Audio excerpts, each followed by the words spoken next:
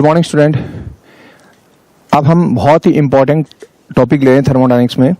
Process की बात करते हैं, रिवर्सिबल और इरिवर्सिबल प्रोसेस। तो ये बहुत ही इंपॉर्टेंट टॉपिक है, इसको थोड़ा ध्यान से देखना। Reversible and irreversible.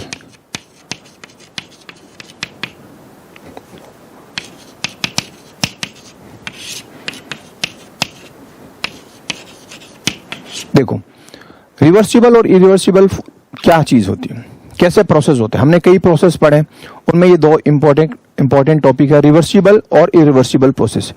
तो हम इसको क्या करते हैं, डिस्कस करने के लिए हम एक फंडामेंटल बात पर डिस्कस करते हैं। सबसे पहले मान लो एक ये पिस्टन है, ओके, और इस पिस्टन में यहां पर मैं ये पिस्टन बना देता हूं। इस पिस्टन में कोई गैस भरी हुई है,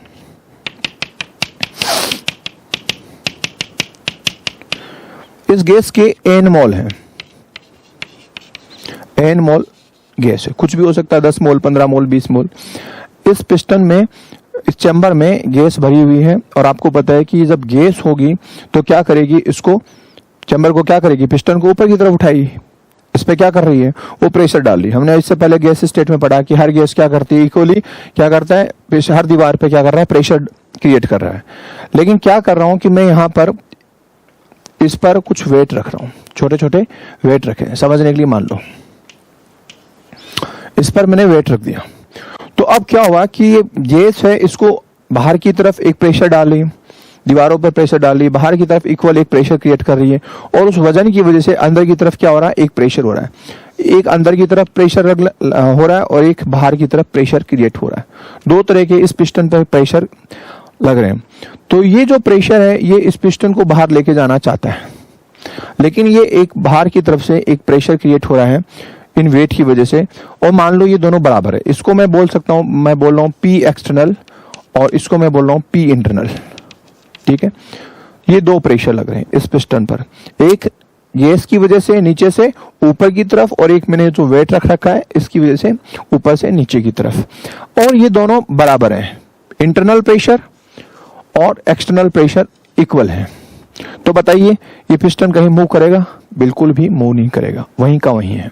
ओके, अब देखिए प्रोसेस क्या होता है।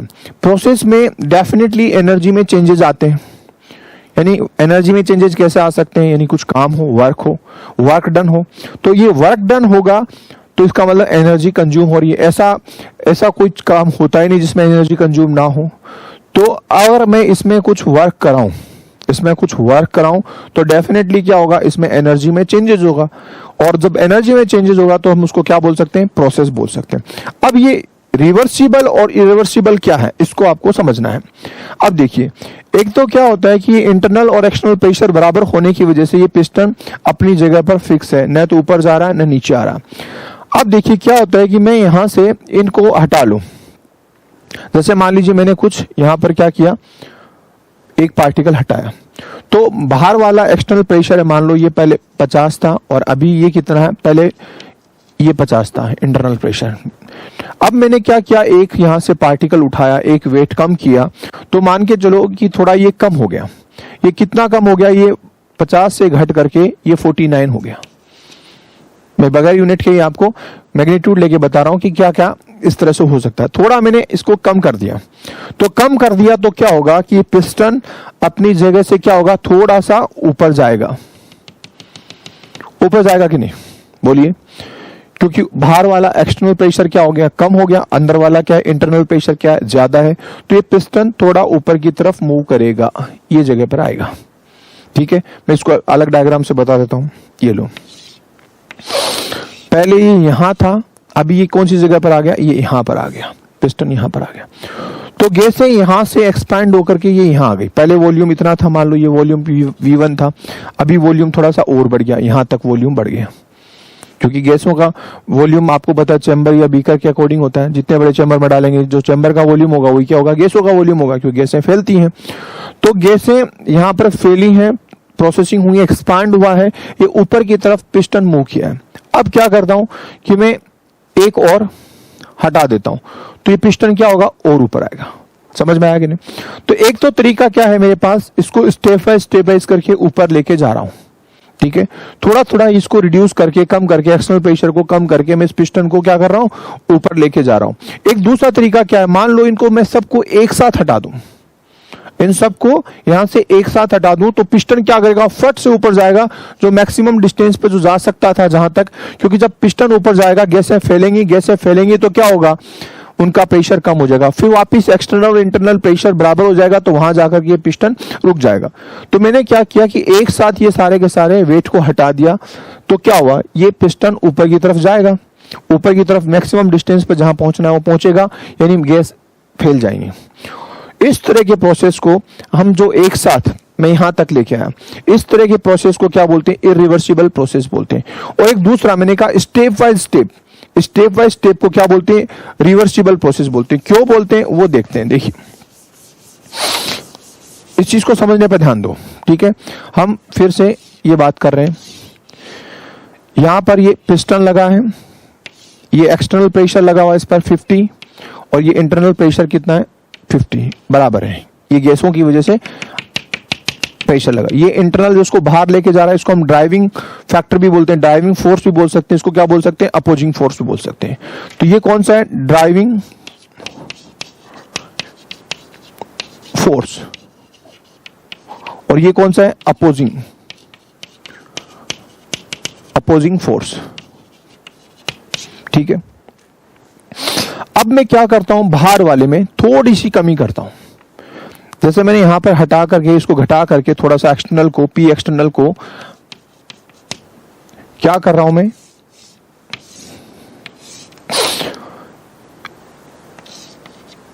49.5 कर दिया, थोड़ा सा कम कर दिया। तो जैसे ही कम किया तो क्या होगा, ये थोड़ा सा पिस्टन ऊपर की तरफ खिसकेगा, ज्यादा नहीं खिसकेगा, थोड़ा सा। यानी दोनों के अंदर इंटरनल और एक्सटर्नल में क्या किया मैंने, इन्फिनिटाइज, बहुत ही कम क्या किया, चेंज कर रहा हूं, बहुत थोड़ी सी एक्सटर्नल को क्या किया, कम किया। तो ये प्रेशर क्या हुआ, यहां तक पहुंचा, ठीक है, इस जगह पर पहुंच रहा है, ये पिस्टन यहां तक पहुंच गया। जैसे ही पिस्टन यहां तक पहुंचा, गैस ऊपर की तरफ आई, फैली, पूरा फैला, फैलने से अंदर का प्रेशर भी क्या हो गया, कम होकर के उस वाले के बराबर हो गया, और ये पिस्टन रुक गया, ठीक है। अब मैं चाहूं कि एक्सटर्नल प्रेशर को वापस, वो जो वेट उठा रहा था, एक एक करके उठा रहा हूं, तो बाहर रखा, तो ये थोड़ा सा ऊपर गया, कम हो गया, वापस मैं रख देता हूं, तो क्या होगा, ये वापस अंदर की तरफ आ जाएगा, उसी जगह पर आ जाएगा, और ये गैस से क्या होंगी, कॉन्ट्रैक्ट हो जाएंगी, सिकुड़ जाएंगे। तो इस तरह के प्रोसेस को हम क्या बोलते हैं, रिवर्सिबल प्रोसेस बोलते हैं। अब मैंने एक वेट और उठाया, थोड़ा सा प्रेशर क्या किया, और कम कर दिया, ठीक है। पहले वाले, अब जैसे अभी अंदर कितना हो गया, 19.5 हो गया जब पिस्टन रुक गया था। अभी मैंने क्या किया, दोबारा इसको क्या किया, एक वेट और उठाया, तो यहां पर मान लीजिए मैंने 49 कर दिया। तो अब क्या होगा, थोड़ा सा वापिस और ऊपर उठेगा, और ऊपर उठने के बाद में अंदर वाला भी कितना हो जाएगा, 49.0 हो जाएगा, ठीक है। वापस जा करके क्या हो गया, रुक गया, स्टेबलाइज हो गया, इक्विलिब्रियम सेटअप हो गया, इसको बोलते हैं मैकेनिकल इक्विलिब्रियम। फिर मैंने क्या किया, थोड़ा सा दोबारा बाहर एक्सटर्नल वाले प्रेशर में क्या किया, कमी कर दी, जैसे 48.5 कर दिया, तो क्या हो गया, अंदर वाला ज्यादा हो गया, बाहर वाला क्या हो गया, कम हो गया। तो वापस क्या होगा, अंदर से ड्राइविंग फोर्स ज्यादा होने की वजह से पिस्टन और ऊपर उठेगा, ये थोड़ा सा और ऊपर उठ जाएगा, और ऊपर उठते ही क्या होगा, गैसेस फैल जाएंगे, गैसेस फैलेगी तो अंदर वाला प्रेशर भी कम होकर के उसके बाहर वाले के क्या होगा, बराबर हो जाएगा, फिर से रुक जाएगा। तो इस तरह से हमने दो बात देखी, क्या पिस्टन पे एक साथ सारा वेट हटा दूं तो ये पिस्टन पूरा का पूरा ऊपर मैक्सिमम डिस्टेंस पे जाना था वहां तक चला गया, इसके अंदर यहां से यहां तक जाने में जो गैसें फैली हैं उसकी वजह से कुछ ना कुछ वर्क हुआ होगा, उसका वर्क होगा। लेकिन इस तरीके वाले में यहां तक गया, एक वर्क हुआ, थोड़ा सा और ऊपर उठा, थोड़ा और ऊपर उठा, वर्क हुआ, थोड़ा और ऊपर उठा, वर्क हुआ। तो इसमें एक तो टाइम क्या होगा, ज्यादा लगता है, स्लो चलता है, बहुत ही स्लो चलता है, और दूसरा इसमें वर्क ज्यादा होगा। अब वर्क ज्यादा क्यों होगा, देखिए मान लीजिए एक छोटा सा बच्चा मेरे सामने है, ठीक है, छोटा सा बच्चा, मैं उसको पुश करता हूं, धकेलता हूं, फोर्स लगाता हूं, ठीक है। तो मेरे सामने उसकी बहुत ही कम वेट है, उसमें ताकत ज्यादा नहीं, तो मैं उसको इजीली क्या करता हूं, उसको मैं गिरा सकता हूं, धक्का मार करके उसको गिरा सकता हूं, तो मुझे कम वर्क करना पड़ा। लेकिन मेरा जो फोर्स लगा उस बच्चे पर, मेरा जो फोर्स मैंने जो उस पर लगाया, मान लीजिए 50 फोर्स लगाया, और उस बच्चे का फोर्स कितना था, 5, तो ये इजीली मैं उसको क्या करूंगा, पुश कर दूंगा, बाहर निकाल दूंगा। ठीक है, मुझे वर्क क्या करना पड़ेगा, कम करना पड़ेगा। मान लो वो सामने वाला जो मेरे सामने है, अब इस बार बच्चा नहीं है, तकरीबन मुझ जितना ही ताकतवर है, और उसका जो फोर्स है 49.5 है, और अब मुझे उसको धकेलने के लिए, हटाने के लिए जो वर्क करना पड़ेगा वो क्या करना पड़ेगा, ज्यादा करना पड़ेगा, क्योंकि अपोजिंग फोर्स है वो ड्राइविंग फोर्स के तकरीबन बराबर है, थोड़ा सा फर्क है, इसलिए मुझे क्या करना पड़ेगा, ज्यादा वर्क करना पड़ेगा। ठीक है, तो अब बताइए कि इस दो तरह के प्रोसेस थे जिसमें एक साथ वेट हटाया था, तो बाहर वाला प्रेशर 50 से घट करके मान लो 5 हो गया, अंदर वाला इंटरनल जो ड्राइविंग फोर्स कितना था 50 है, अपोजिंग फोर्स कितना हो गया, सारा एक साथ हटाने की वजह से कितना हो गया 5 हो गया, तो ये ऊपर उठा देगा, वर्क होगा, ज्यादा नहीं करना पड़ेगा, क्योंकि अपोजिंग फोर्स क्या है, कम है, ड्राइविंग फोर्स क्या है, ज्यादा है। तो गैसों के फैलने की वजह से, एक्सपेंशन होने की वजह से जो वर्क हो रहा है वो इतना नहीं हो रहा, लेकिन इस केस में आप बारी बारी से एक एक करके हटा रहे हैं, तो अपोजिंग फोर्स और ड्राइविंग फोर्स में ज्यादा फर्क नहीं है। थोड़ा जैसे यहाँ 50 था तो वहां पे क्या हो गया 49.5 हो गया, तो ड्राइविंग फोर्स को ऊपर उठाने के लिए, इस गैस को फैलाने के लिए ज्यादा काम करना पड़ेगा। तो ये थोड़ा थोड़ा मूव कर रहा, ऊपर जा रहा है, तो क्या करना पड़ा, गैस को वर्क करना पड़ा, फिर दोबारा और कम किया, गैस को और कम वर्क करना पड़ा। तो ये टुकड़ों में वर्क हो रहा है रुक रुक के, क्योंकि हर एक स्टेप के बाद में क्या हो रहा है, इक्विलिब्रियम सेटअप हो रहा है, दोनों रुक रहे हैं।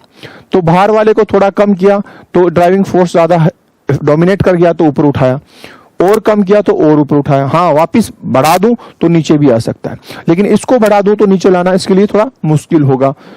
ठीक है, तो ये आप क्या समझें कि रिवर्सिबल और इरिवर्सिबल प्रोसेस क्या होते हैं। तो रिवर्सिबल प्रोसेस कैसे होते हैं, स्लो होते हैं, जैसे यहां हो रहा था, स्टेप्स में हो रहे हैं, और इसमें मैकेनिकल वर्क क्या हो रहा है, ज्यादा हो रहा है। तो मैक्सिमम वर्क आपको किस में मिलेगा, इरिवर्सिबल में या रिवर्सिबल में। तो आप कहेंगे कि रिवर्सिबल प्रोसेस में हमको वर्क ज्यादा मिलेगा, जो मैक्सिमम वर्क होगा वो किस में आएगा, रिवर्सिबल प्रोसेस में आएगा। इसमें ड्राइविंग फोर्स और अपोजिंग फोर्स में जो वेरिएशन है, जो डिफरेंस है वो बहुत कम है, लेकिन यहां पर ड्राइविंग फोर्स और अपोजिंग फोर्स में क्या है, गैप है, जो डिफरेंस है वो बहुत ज्यादा है। तो रिवर्सिबल प्रोसेस की बात कर रहे हैं, ये बहुत स्लो होते हैं, स्टेप्स में होते हैं, हर स्टेप के बाद में क्या स्टेबल हो जाता है, मैकेनिकल इक्विलिब्रियम स्टेबल हो जाता है, इसमें वर्क क्या हो जाता है, मैक्सिमम मिल जाता है। ठीक है, और ये धीमा होता है, स्लो होता है। ठीक है, लेकिन हम इससे वर्क ज्यादा करवा सकते हैं। और इसमें देखिए एक्सटर्नल फोर्स कम होने की वजह से ये फास्ट हो जाएगा वर्क, लेकिन इतना नहीं होगा, ये स्टेप में नहीं होगा, फास्ट हो रहा है। नेचर में, कुदरत में जितने भी वर्क हो रहे हैं वो सब के सब कैसे हो रहे हैं, ज्यादातर प्रोसेस कैसे हो रहे हैं, इरिवर्सिबल हो रहे हैं। स्पॉन्टेनियस वर्क भी बोल सकते हैं, स्पॉन्टेनियस प्रोसेस भी बोल सकते हैं। ये नॉन स्पॉन्टेनियस है, ये अपने आप नहीं होगा, हम ये करवा सकते हैं। मैक्सिमम वर्क करवाने के लिए हमको बताइए कौन सा प्रोसेस काम में लेना चाहिए, रिवर्सिबल या इरिवर्सिबल। तो हम कहेंगे कि सर रिवर्सिबल। कारण क्या है, रिवर्सिबल में स्टेप्स में होगा, वर्क ज्यादा मिलेगा, धीरे तो होगा लेकिन हमको वर्क ज्यादा मिलेगा। ये बात समझ में आ रही है। तो ये दो तरह के प्रोसेस थे, कौन कौन से, रिवर्सिबल और इरिवर्सिबल। तो चलिए फिर से बताइए, इरिवर्सिबल में ड्राइविंग फोर्स और अपोजिंग फोर्स में क्या होगा, बहुत ज्यादा डिफरेंस होगा। यस। दूसरा, इसमें वर्क ज्यादा नहीं मिलेगा, ये स्पॉन्टेनियस होंगे और थोड़ा रैपिडली होंगे, फास्ट होंगे। और नेचर में जितने भी प्रोसेस हो रहे हैं वो सारे के सारे कैसे हैं, इरिवर्सिबल है, यानी स्पॉन्टेनियस प्रोसेस है। अब बात करते हैं रिवर्सिबल की। रिवर्सिबल कब होगा, जब ड्राइविंग फोर्स और अपोजिंग फोर्स में बहुत ही कम, मामूली सा या कहें कि न के बराबर फर्क हो, तब ये रिवर्सिबल प्रोसेस होता है।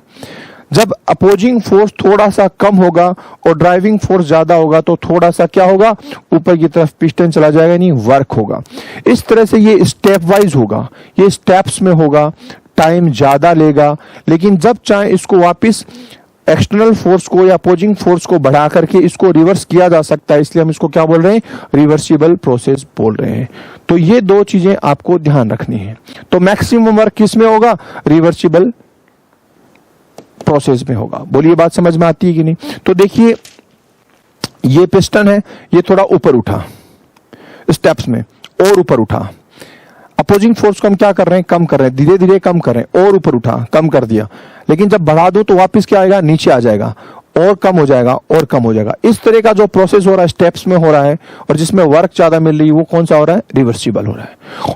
अचानक प्रेशर को कम किया और ये मैक्सिमम डिस्टेंस तक चला गया, एक्सटर्नल प्रेशर को कम किया, ये जितना जा सकता था पिस्टन चला गया ऊपर तक, वो कौन सा है, बोलिए, इरिवर्सिबल। तो ये दो प्रोसेस हैं, आपको ध्यान रखने हैं, कौन कौन सा, रिवर्सिबल और इरिवर्सिबल।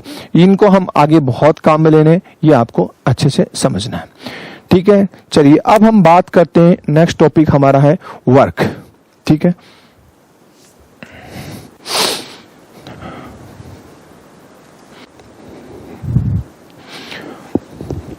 चलिए स्टूडेंट्स, अब हम बात करते हैं दूसरे टॉपिक पर, बहुत ही नेक्स्ट जो इंटरेस्टिंग टॉपिक है, work done.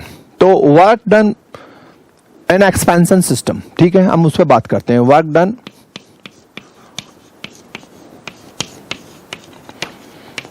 In expansion process,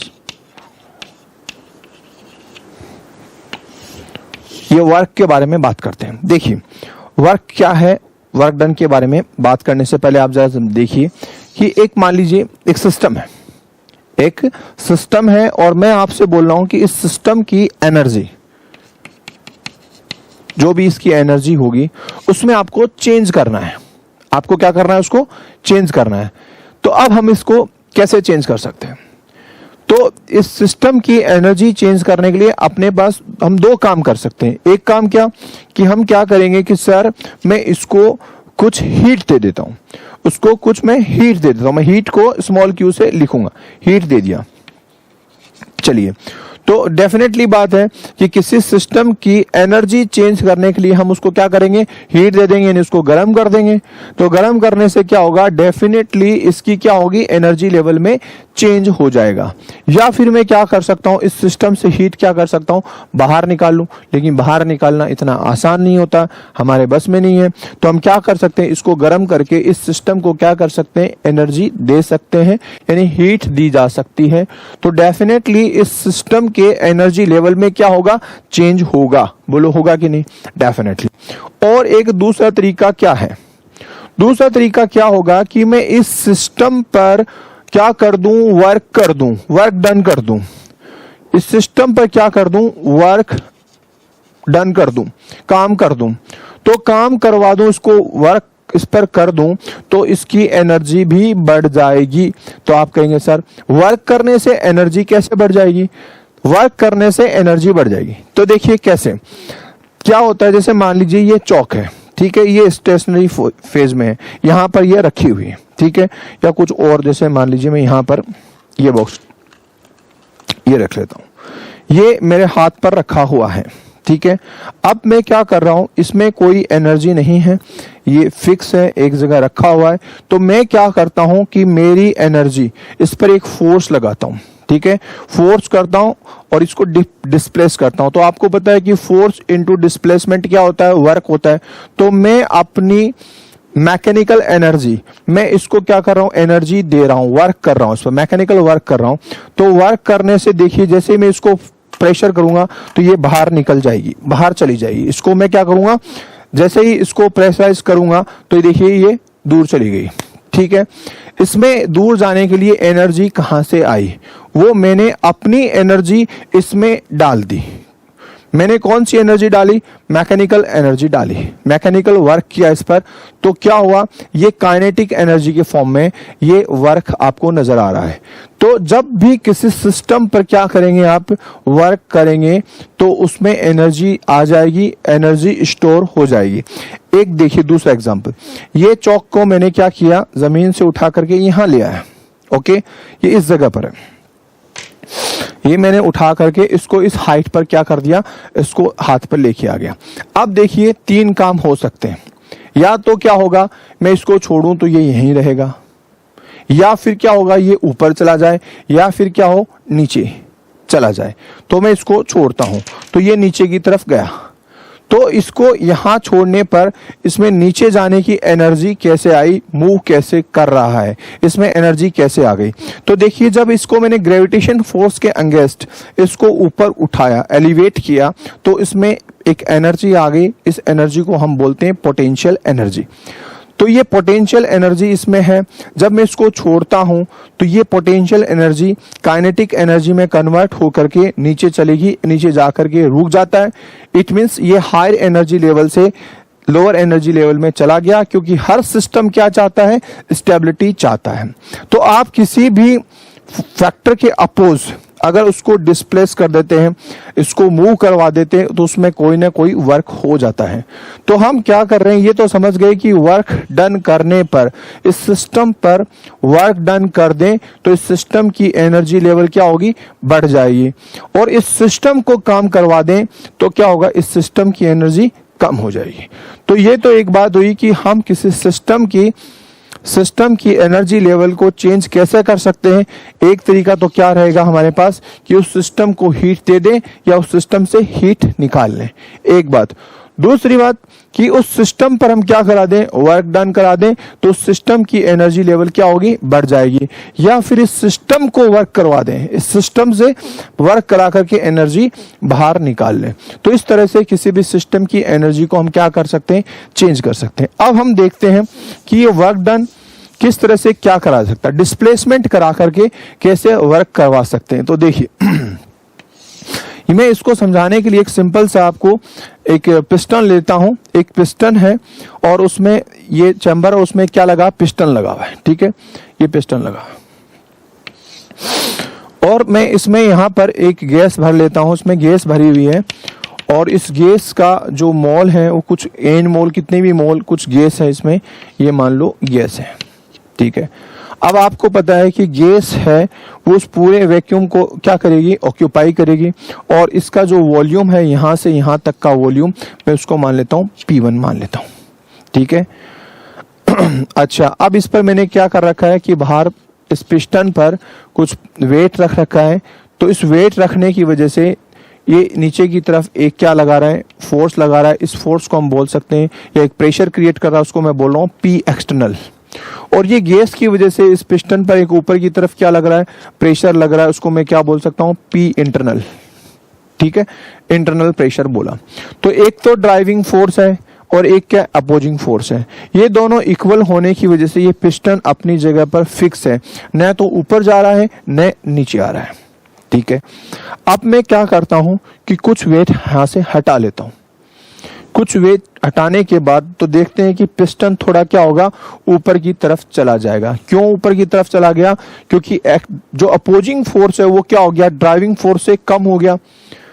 तो उसकी वजह से क्या हुआ कि इसके अपोजिट क्या होगा कि पिस्टन ऊपर उठेगा। पिस्टन अब यहां पर आ गया, तो जो अपोजिंग फोर्स था उसके अगेंस्ट, उसके अपोजिट डायरेक्शन में पिस्टन ऊपर उठ रहा है। तो पिस्टन की नई जगह ये हो गई, पिस्टन यहां पहुंच गया डिस्प्लेस होकर के, ये मान लो यहां से यहां तक डिस्प्लेस हुआ, एल डिस्टेंस से ये डिस्प्लेस हो गया। तो जब ये यहां से यहां पहुंचा तो क्या हुआ, गैसें फैली, क्योंकि इंटरनल जो प्रेशर लग रहा है वो किसकी वजह से लग रहा है, गैसों की वजह से लग रहा है। तो ये गैसें फैली, ये एक्सपांड हुई हैं गैस, और ये पिस्टन यहां से इस नई लोकेशन पर आ गया है। तो अब इसका जो वॉल्यूम है अब वो इतना होगा। पहले जो वॉल्यूम था, मान लो पहले वाला वॉल्यूम था V1 था, अब जो वॉल्यूम है वो कितना हो गया, V2 हो गया। तो ये वॉल्यूम चेंज हुआ है, ये गैसें एक्सपैंड हुई हैं, और किसके अगेंस्ट, इस प्रेशर के, एक्सटर्नल प्रेशर के अगेंस्ट इसको ऊपर लेके गई हैं। तो इस दौरान उनको कोई वर्क करना पड़ा होगा। तो उस वर्क करने पर, वर्क को हम कैसे इसको एक्सप्लेन कर सकते हैं कि वर्क हुआ है कि नहीं। तो ऐसे वर्क को हम क्या बोल सकते हैं, PV वर्क भी बोल सकते हैं, प्रेशर वॉल्यूम वर्क बोलते हैं। क्या बोलते हैं, PV work, pressure volume work. तो अब आपको ये यकीन दिलाने के लिए कि प्रेशर वॉल्यूम भी वर्क है या नहीं है, कैसे हम अपने आप को तसल्ली दें कि वाकई में वर्क है कि नहीं। तो देखिए, आपको पता है कि वर्क की यूनिट्स और इसकी यूनिट्स को अपन क्या कर लेते हैं, चेक कर लेते हैं। अगर दोनों की यूनिट सेम आ रही है, इसका मतलब प्रेशर वॉल्यूम भी एक वर्क है। प्रेशर के अगेंस्ट वॉल्यूम का डिस्प्लेस होना, बढ़ना, फैलना या कम होना, ये भी वर्क होगा। तो इसको टैली करने के लिए देखिए वर्क की यूनिट लिखिए। वर्क क्या होता है? Force into displacement, F into D, F dot D. ठीक है, ये हो गया। फोर्स की आपको पता है कि यूनिट क्या होती है, बोलिए, न्यूटन पर मीटर स्क्वायर। ये लो, मीटर स्क्वायर। डिस्प्लेसमेंट क्या होगा? मीटर, डिस्टेंस, ये इसका यूनिट हो गया। तो इसको हम कट करते हैं यहां से। ठीक है, तो ये हमारा जो यूनिट होगा सॉरी, यहां पर फोर्स की न्यूटन लिख लेते हैं। फोर्स की यूनिट क्या है? न्यूटन, सॉरी, और डिस्प्लेसमेंट का कितना होता है? मीटर। ये न्यूटन मीटर इसकी यूनिट होगी। इस वर्क की जो यूनिट होगी वो कितनी होगी? फोर्स की यूनिट क्या होती है? न्यूटन, और डिस्प्लेसमेंट डिस्टेंस की कितनी होगी? मीटर। तो जो वर्क की जो यूनिट है वो कितनी हो गई? न्यूटन मीटर हो गई। ठीक है, न्यूटन मीटर हमारी क्या होगी? यूनिट होगी। अब हम इस पीवी को चेक करते हैं। देखिए पी और वी, पीवी ये वर्क है कि नहीं। तो प्रेशर क्या है? प्रेशर को हम क्या लिख सकते हैं? फोर्स अपॉन सरफेस एरिया, और वॉल्यूम आपको पता है वॉल्यूम, वॉल्यूम को हम क्या लिख सकते हैं? मीटर क्यूब लिख सकते हैं। तो फोर्स की जो यूनिट है वो क्या है? न्यूटन। ठीक है, सरफेस एरिया की यूनिट क्या होती है? मीटर स्क्वायर, और वॉल्यूम की यूनिट क्या होती है? मीटर क्यूब होती है। तो मैं इसको यहाँ पर देखूं, ये कट करूं तो जो मेरी यूनिट मिलती है वो क्या मिलती है? न्यूटन मीटर मिलती है। तो जो वर्क की यूनिट भी क्या थी? न्यूटन मीटर है, और प्रेशर और वॉल्यूम का जो मल्टीप्लाई है, पीवी जो वर्क है कि नहीं, उन दोनों की क्या है देख रहे हैं। प्रेशर के अगेंस्ट क्या है? वॉल्यूम का चेंज होना, एक्सपेंड होना, वो भी वर्क है कि नहीं। तो दोनों की यूनिट सिमिलर है, इट मींस ये भी क्या है? एक वर्क है। तो हम ये समझ गए कि पीवी क्या है? एक वर्क है। तो हमने देखो, मुझे इसके नाम से एक याद आया कि हमने गैसेस स्टेट पढ़ी कि नहीं। वहां पर हमने क्या पढ़ा कि आइडियल गैस इक्वेशन लिखी है, PV equal to NRT, PV equal to NRT. तो ये पीवी भी क्या है? फिर ये भी वर्क हुआ, डेफिनेटली ये भी वर्क है जी, ये भी वर्क है। तो ये भी एनआरटी, डब्ल्यू इक्वल टू हम क्या बोल सकते हैं? एनआरटी बोल सकते हैं, ये भी वर्क है। प्रेशर, वॉल्यूम, ये क्या होता है? एक वर्क है। दोनों की यूनिट सिमिलर है, ये प्रूव है कि दोनों क्या है? वर्क है। लेकिन अब हमको जो पीवी वर्क है वो कैसे हम डिराइव कर रहे हैं, उस पर हम थोड़ा डिस्कस कर लेते हैं। देखिए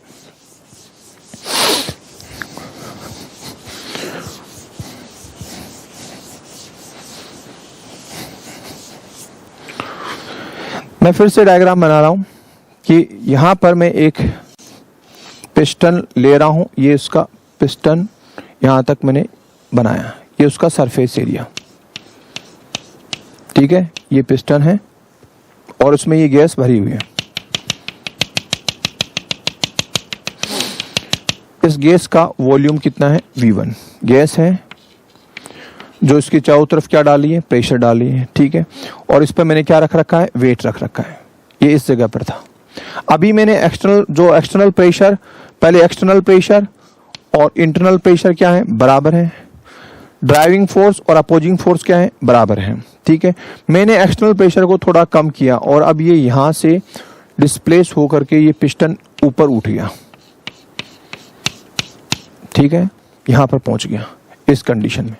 तो ये गैसें यहां तक एक्सपेंड हो गई। तो अब इस कंडीशन में इसका वॉल्यूम कितना हो गया? V2। ये पिस्टन अब यहां ऊपर पहुंच गया। क्यों? क्योंकि इस पर जो लगने वाला जो एक्सटर्नल जो प्रेशर है, P एक्सटर्नल और वो P इंटरनल, अब यहां पहले बराबर थे, ऊपर वाले को कम किया, तो अब ये क्या हो गया? यहां पर आकर के दोनों क्या हो गए? बराबर हो गए। तो इस अपोजिंग फोर्स के अगेंस्ट ये वॉल्यूम एक्सपांड हुआ है, तो डेफिनेटली वर्क हुआ है। तो वर्क हुआ है तो हम इसको कैसे देखते हैं? तो हम जानते हैं कि वर्क इक्वल टू क्या होता है? Force into displacement, force into displacement. ये लो, लेकिन जो अपोजिंग फोर्स है, देख रहे हैं बाहर से जो एक्सटर्नल लग रहा है, उसके अगेंस्ट वर्क हुआ है। उसके अपोजिंग जो फोर्स था, P एक्सटर्नल था, उसके अगेंस्ट वर्क हो रहा है कि गैसों का जो एक्सपेंशन है उसकी डायरेक्शन के अगेंस्ट है। इसलिए मैं यहां पर ये नेगेटिव साइन लगा सकता हूं। ठीक है, आपको पता है कि फोर्स इक्वल टू क्या होता है? प्रेशर इक्वल टू क्या होता है? F upon A, force upon surface area, तो इसलिए मैं इसकी जगह क्या लिख सकता हूं, फोर्स इक्वल टू मैं क्या लिख सकता हूं, प्रेशर इनटू सरफेस एरिया, ये लिख सकते हैं कि नहीं। और इस पिस्टन का जो सरफेस एरिया ये देख रहे हैं आप, ये मान लो कैपिटल ए है, और यहां से ये यहां तक डिस्प्लेस हुआ है, ये कितना है, एल डिस्प्लेसमेंट हुआ है, एल लेंथ पर ऊपर चला गया, ठीक है। तो मैं यहां पर लिख सकता हूं वर्क इक्वल टू, यहां पर लिखा मैंने फोर्स, और फोर्स की जगह मैंने क्या लिख दूं, प्रेशर, प्रेशर, ओके, और सरफेस एरिया, ये low pressure into surface area, ये तो क्या मैंने इसके लिए लिख दिया, फोर्स की जगह। और डिस्प्लेसमेंट कितना हो रहा है बोलिए, एल, कितना हो रहा है, एल हो रहा है, ठीक है। तो अब देखिए W equal to minus P, और ये क्या है, ए सरफेस एरिया, और ये लेंथ, ये क्या है, इन दोनों के बीच का जो डिफरेंस है उसको क्या बोल सकते हैं, डेल्टा वी बोल सकते हैं, वॉल्यूम का डिफरेंस बोल सकते हैं, दिस इज वॉल्यूम डिफरेंस, ठीक है।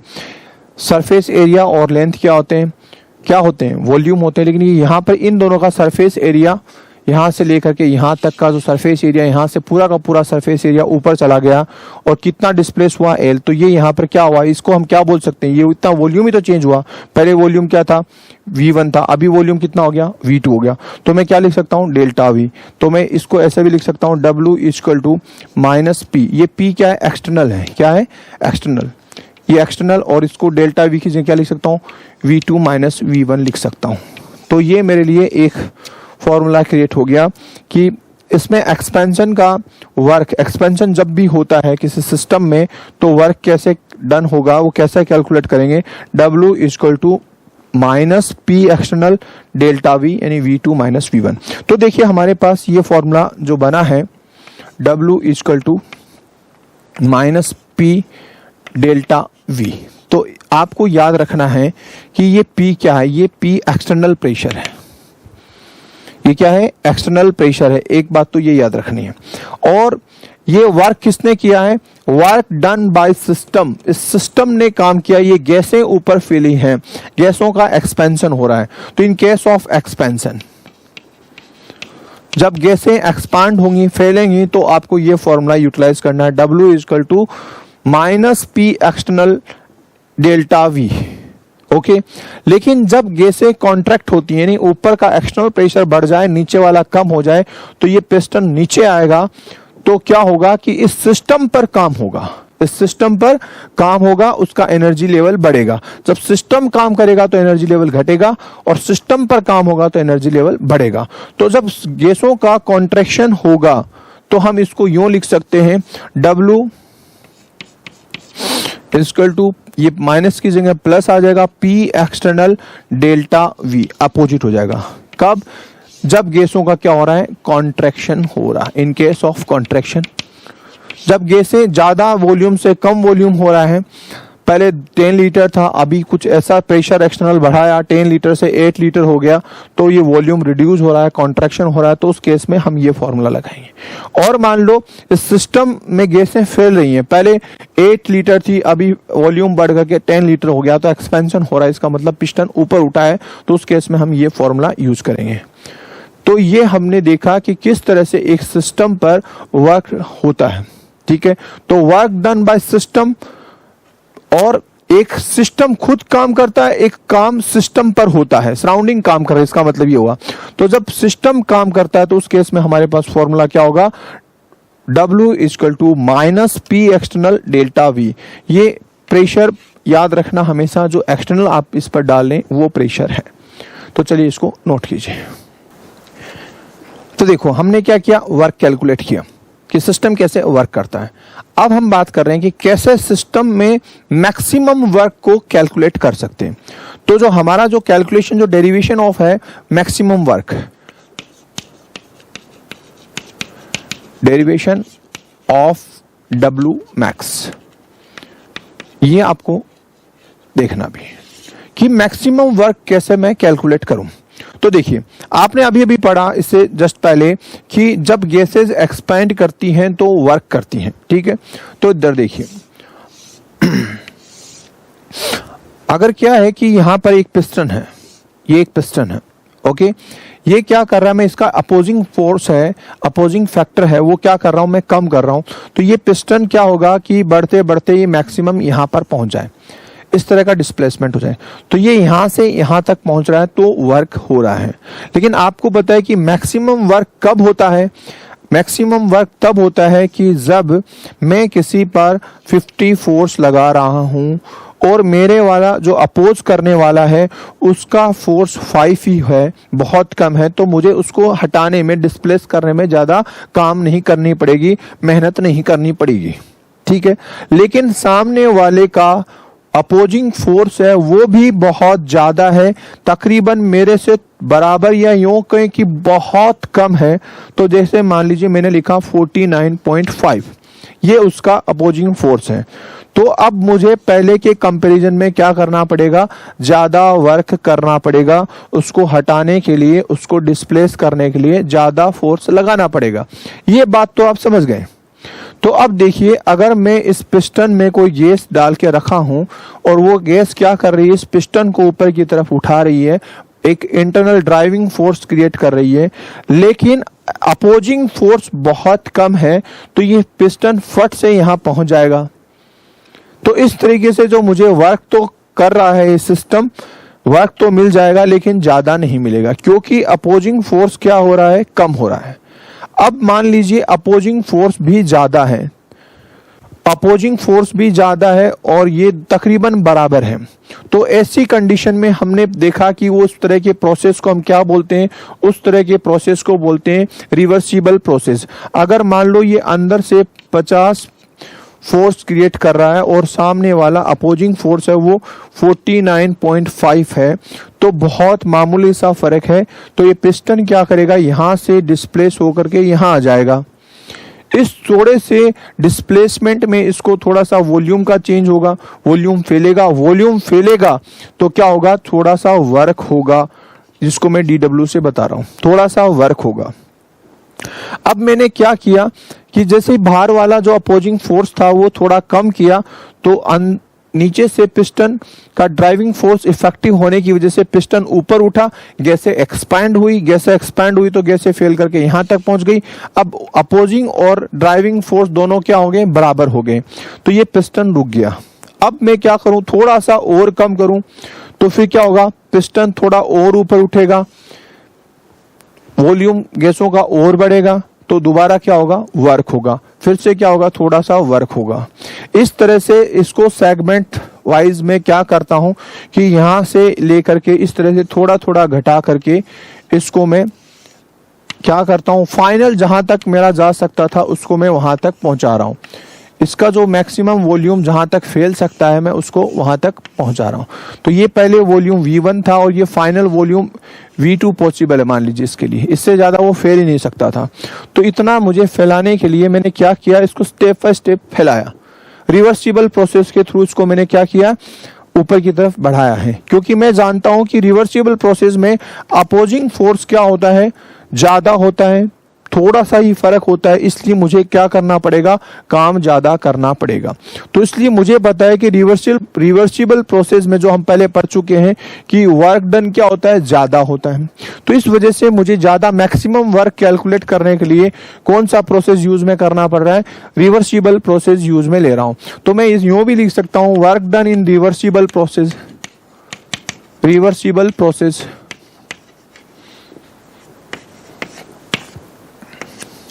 तो रिवर्सिबल प्रोसेस में कितना वर्क होगा, वो क्या होगा, मैक्सिमम वर्क होगा। तो उसके लिए क्या करते हैं कि मैं मान के चलता हूं कि यहां पर थोड़ा वॉल्यूम में डिस्प्लेसमेंट हुआ तो थोड़ा वर्क हुआ, अगली बार मैंने थोड़ा अपोजिंग फोर्स को ओवरकम किया, थोड़ा सा कम किया, इन्फिनिटाइजली बहुत ही कम उसको चेक कर रहा हूं, कम कर रहा हूं, तो मेरा क्या होगा कि वॉल्यूम थोड़ा और बढ़ा। हर बार मेरा वॉल्यूम सेम डिफरेंस पर चेंज हो रहा है। जैसे यहां पर मान लीजिए 0.2 ml या 3 ml चेंज हो रहा है, उतना ही वहां 3 ml चेंज हो रहा है, यहां पर भी 3 ml चेंज हो रहा है, यहां पर भी 3 ml, यानी कांस्टेंट वॉल्यूम डिफरेंस है। वॉल्यूम में चेंज तो हो रहा है लेकिन हर बार सेम वॉल्यूम चेंज हो रहा है। ये उतने ही वैल्यू पर बढ़ रही है। तो मैं क्या करता हूं कि यहाँ का वर्क है, इतना वर्क को कैलकुलेट कर लेता हूं और मुझे यहाँ से यहाँ तक का वर्क चाहिए, तो मैं क्या करूंगा, पूरे को इंटीग्रेट कर लेता हूं, जोड़ लेता हूं, क्योंकि मुझे बार बार में वर्क निकाल करके उनको जोड़ना पॉसिबल नहीं है, काफी टाइम लग सकता है। इसलिए मैं क्या करता हूं कि एक सेगमेंट में वर्क निकालता हूं, कैलकुलेट कर लेता हूं कि कितना वर्क डन हुआ। उसके बाद में क्या करता हूं कि यहां से लेकर के यहां तक का जितने भी सेगमेंट्स हैं उन सबको क्या करता हूं, इंटीग्रेटेड कर लेता हूं। तो मुझे इस सिस्टम से total work, maximum work calculate हो जाएगा। तो ये हमने एक स्कीम माइंड में सेट किया। अब हम कैसे करते हैं इसको, देखिए इसको कैसे ड्राइव कर रहे हैं। मान लो ये एक पिस्टन है, ठीक है, और इसमें गैस भरी हुई है, इस पर एक पी एक्सटर्नल अपोजिंग फोर्स है। इस गैस में भरे होने की वजह से ये गैस के मान लो n मोल इसमें भरे हुए हैं, गैस भरी हुई है, और कितने मोल, n मोल गैस भरी हुई है, ओके। और इस पिस्टन का जो वॉल्यूम है अभी वो कितना है, V1 वॉल्यूम है।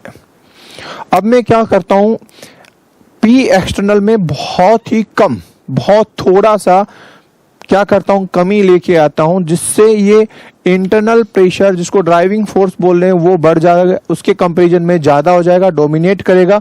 तो पिस्टन क्या करेगा, थोड़ा ऊपर मूव करेगा।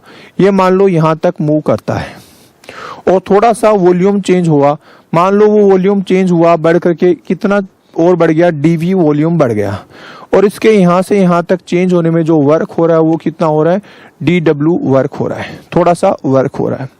इस तरह से मैं हल्का हल्का कम करता जा रहा हूं वर्क, एक्सटर्नल प्रेशर को। तो internal force, driving force dominate होने की वजह से पिस्टन थोड़ा थोड़ा ऊपर उठ रहा है, स्टेप वाइज ऊपर उठ रहा है, कि ऊपर उठा फिर इक्विलिब्रियम सेटअप हो गया, फिर थोड़ा एक्सटर्नल को कम किया, ऊपर उठा, फिर क्या हो गया, इक्विलिब्रियम सेटअप हो गया, फिर मैंने एक्सटर्नल को कम किया। इस तरह से करते करते इसको मैं क्या कर रहा हूं, फाइनल स्टेट यानी यहां तक लेके जा रहा हूं, V2 तक लेके आ रहा हूं, इस तरह से। एक्सटर्नल फोर्स को फ्रीक्वेंटली क्या कर रहा हूं, कम करते करते, लेकिन थोड़ा थोड़ा कम कर रहा हूं, ज्यादा कम नहीं कर रहा हूं मैं, क्योंकि जानता हूं कि जब मैं किसी पर 50 प्रेशर लगा रहा हूं और सामने वाला भी मेरे तकरीबन बराबर प्रेशर लगा रहा है, तो ही मुझे ज्यादा वर्क करना पड़ेगा। अगर अपोजिंग फोर्स कम हुआ तो मैं फट से उसको हटा सकता हूं, मुझे ज्यादा मेहनत नहीं करनी पड़ेगी। इस बात को दिमाग में रखना है। तो इसका मतलब है पी एक्सटर्नल और पी इंटरनल, ठीक है, इन दोनों में बहुत मामूली सा फर्क है। चलिए अब हम इसी से शुरुआत करते हैं। तो मैं मान लेता हूं कि इस पी एक्सटर्नल में और पी इंटरनल में बहुत ही कम फर्क है, और वो फर्क है डीपी का, बहुत ही मामूली सा प्रेशर डिफरेंस है। कितना है, डीपी का। बताओ इन दोनों में से डीपी का फर्क है, तो डीपी कम किसका है, पी एक्सटर्नल का कम है, पी इंटरनल क्या है, ज्यादा। इसीलिए तो ये थोड़ा ऊपर की तरफ एक्सपेंड हो रहा है। तो मैं यूं लिख सकता हूं, DP equal to P internal minus P external. बोलो ये बात समझ में आई कि नहीं। मैं इसको ऐसे लिख रहा हूं कि ये इसको ऊपर की तरफ लेके जा रहा है, हल्का सा ही थोड़ी कमी आई है, हल्की ही आए, लेकिन ऊपर जा रहा है, तो कमी ऊपर वाले की आएगी ना, ऊपर वाला अपोजिंग फोर्स कम हुआ तभी तो ये ऊपर खिसका है। अगर वो बराबर रहता तब तो वो कहीं नहीं मूव करता, और वो ज्यादा हो जाता तो नीचे कॉन्ट्रैक्शन हो जाता। इसका मतलब थोड़ी सी कमी आई है, वो किस में आई है, पी एक्सटर्नल में कमी आई है, और वो कमी कितनी है, डीपी। तो मैं यूं लिख सकता हूं कि डीपी किसके बराबर होगी, P internal minus P external. ये बात समझ में आती है कि नहीं। चलिए ये हमने देखा। और इस छोटे से डिस्प्लेसमेंट के दौरान मुझे जो वर्क हो रहा है वो कितना हो रहा है, DW वर्क हो रहा है। तो मैं लिख सकता हूं DW इक्वल टू, मेरा फॉर्मूला क्या था, माइनस पी डेल्टा V। तो मैं लिख रहा हूं माइनस पी, ओके, ये किसकी बात कर रहा हूं मैं, एक्सटर्नल की बात कर रहा हूं, हमने फॉर्मूला पहले डिराइव किया है। और डेल्टा V, तो डेल्टा V की जगह मैं लिख सकता हूं DV, क्योंकि वो जो वॉल्यूम में जो चेंज आ रहा है वो बहुत ही कम आ रहा है। तो मैं यहां लिख रहा हूं पी एक्सटर्नल DV, ये मैं लिख रहा हूं। चलिए तो अब मैं क्या कर रहा हूं, चलिए मैं इस एक्सटर्नल को इंटरनल फॉर्म में लेके आता हूं। इस प्रेशर को एक्सटर्नल को हटा करके मैं इंटरनल फॉर्म में ही लाना चाहता हूं। तो इंटरनल फॉर्म में लाने के लिए इधर देखिए, मैं इसको ऐसा नहीं लिख सकता क्या, इस इक्वेशन को पी एक्सटर्नल इक्वल टू ठीक है, मैं इसको इधर लेके जा रहा हूं, उसको इधर लेके आ रहा हूं, तो मैं क्या लिख सकता हूं, P external equal to P minus DP, ये लिख सकता हूं कि नहीं। तो मैं ये वैल्यू यहां पर रखूं तो क्या बनेगा, DW equal to minus P external की जगह मैं लिख सकता हूं P माइनस DP और इंटू DV। बोलो, ये मैंने यहां पर लिखा, ये इसी से मैंने इसको इस तरह से लिखा। अब मैं माइनस को इसको सॉल्व कर लूं तो DW इक्वल टू ये तो माइनस P और ये minus minus plus plus DP multiplied by DV। बोलो, ये लिखा मैंने, इसको सॉल्व कर लिया। अब DV को मैं दोनों से सॉल्व करता हूं, मैंने एक्सटर्नल को इंटरनल फॉर्म में लेके आ गया हूं। चलिए, DW इक्वल टू, ठीक है, इसको मल्टीप्लाई करें तो माइनस P DV, इसको मल्टीप्लाई किया, प्लस DP और DV को मल्टीप्लाई किया तो क्या हो गया, DP into DV, DP DV, ये आ गया। ये हमारे पास ये फैक्टर मिला। अब देखिए, ये बहुत ही छोटा है, very small, this is small, और ये भी क्या है, बहुत कम, छोटा सा डिफरेंस है, स्मॉल। तो जब दो छोटी चीजों को मल्टीप्लाई करता हूं तो उनकी वैल्यू क्या हो जाती है, वेरी स्मॉल हो जाती है, वेरी स्मॉल। जैसे फॉर एग्जांपल के लिए मैं 0.1 को 0.1 से मल्टीप्लाई करता हूं तो मुझे क्या मिलेगा, 0.01, तो ये और छोटा हो गया। तो मैं इस चीज को क्या कर सकता हूं, नेग्लेक्ट कर सकता हूं, दिस इज नेग्लेक्टेड, इसको मैं नेग्लेक्ट कर रहा हूं। तो मेरे पास जो फॉर्मूला बना वो DW इक्वल टू क्या बना, माइनस P DV, ये मेरे पास फॉर्मूला बना। तो ये छोटा सा जो डिस्प्लेसमेंट हुआ है, P एक्सटर्नल को मैंने क्या किया, थोड़ा सा कम किया था, बहुत कम किया था, तो ये गैस क्या होगी, फेल करके यहां तक इसको एक्सपेंड कर रही, फेल रही है। पिस्टन को थोड़ा सा ऊपर उठा लिया, इस ऊपर उठाने के दौरान इस अपोजिंग फोर्स के अगेंस्ट जो वर्क किया है तो वो कितना वर्क हुआ है, DW equal to minus P DV हुआ है। यहां पर P इंटरनल प्रेशर काम में ले रहा हूं और यहां पहले क्या था, एक्सटर्नल फॉर्म में था, अभी मैंने उसको किस में कन्वर्ट कर लिया, इंटरनल फॉर्म में कन्वर्ट कर दिया। तो ये और ये तकरीबन सेम है, कोई फर्क नहीं है। इसलिए क्या करते हैं, ये फटाफट क्या करते हैं, इक्विलिब्रियम सेटअप करते रहते हैं, मैकेनिकल इक्विलिब्रियम सेटअप हो जाता है, किसमें, रिवर्सिबल प्रोसेस में हो जाता है। तो चलिए, एनीवे मैं इसको यहां से लेकर के पहली कंडीशन से लेकर के फाइनल कंडीशन, सेकंड कंडीशन तक ले जाने के लिए मुझे कितना वर्क करना पड़ रहा है, तो मैं इसको क्या करता हूं, टोटली वर्क को, हर एक सेगमेंट में जो वर्क हुआ उनको मैं क्या करता हूं, जोड़ लेता हूं। उसके लिए मैं क्या कर लेता हूं, इंटीग्रेट कर लेता हूं। तो बाय टेकिंग इंटीग्रेशन, मैं इसका इंटीग्रेशन कर रहा हूं। तो अब मैं थोड़ा बोर्ड पे जिस जगह कम पड़ रही है इसलिए इसको मैं साफ कर देता हूं, ठीक है। इसका हमारा काम हो चुका है। तो आपने देखा कि हमारे पास ये फॉर्मूला बना, DW equal to minus P DV।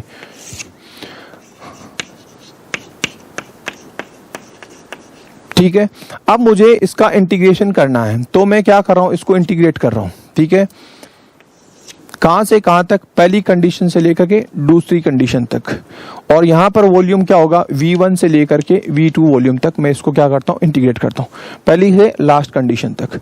तो मैं पहली से जो लास्ट कंडीशन तक जो जितने भी वर्क होगा, छोटे छोटे टुकड़ों में जो वर्क होगा उनको सबको जोड़ दूं तो मुझे कौन सा वर्क मिलेगा, मैक्सिमम वर्क मिलेगा। तो मैं इसकी जगह क्या लिख सकता हूं, W मैक्सिमम।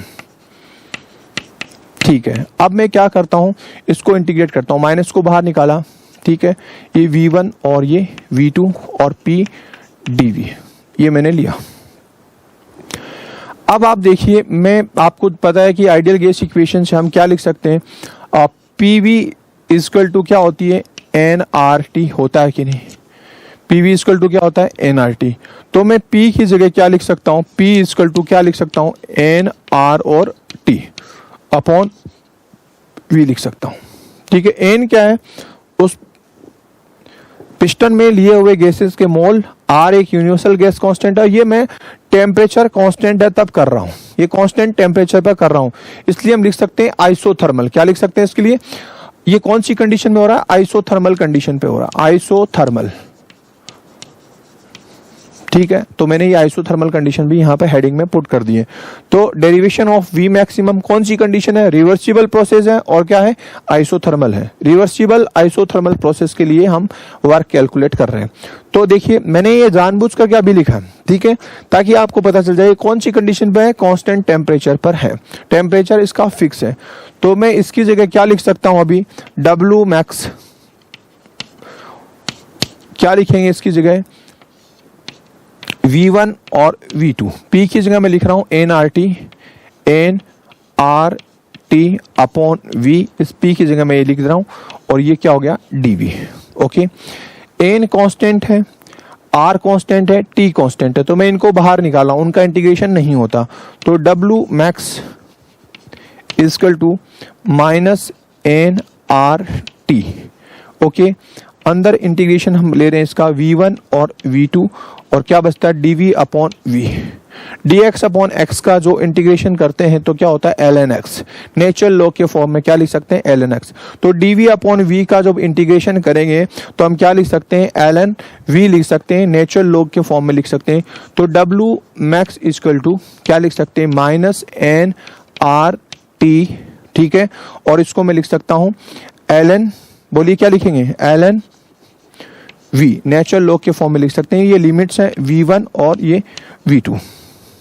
इसको मैं ऐसे भी लिख सकता हूं w max equal to minus NRT, इसको लिमिट्स में लिखें तो ln v2 minus ln v1, ऐसे लिख सकते हैं।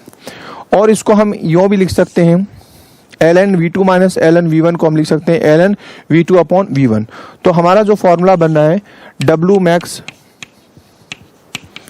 Equal to minus NRT minus NRT, ठीक है, यहां पर लिख सकता हूं natural log ln v2 upon v1, ये लिख सकते हैं।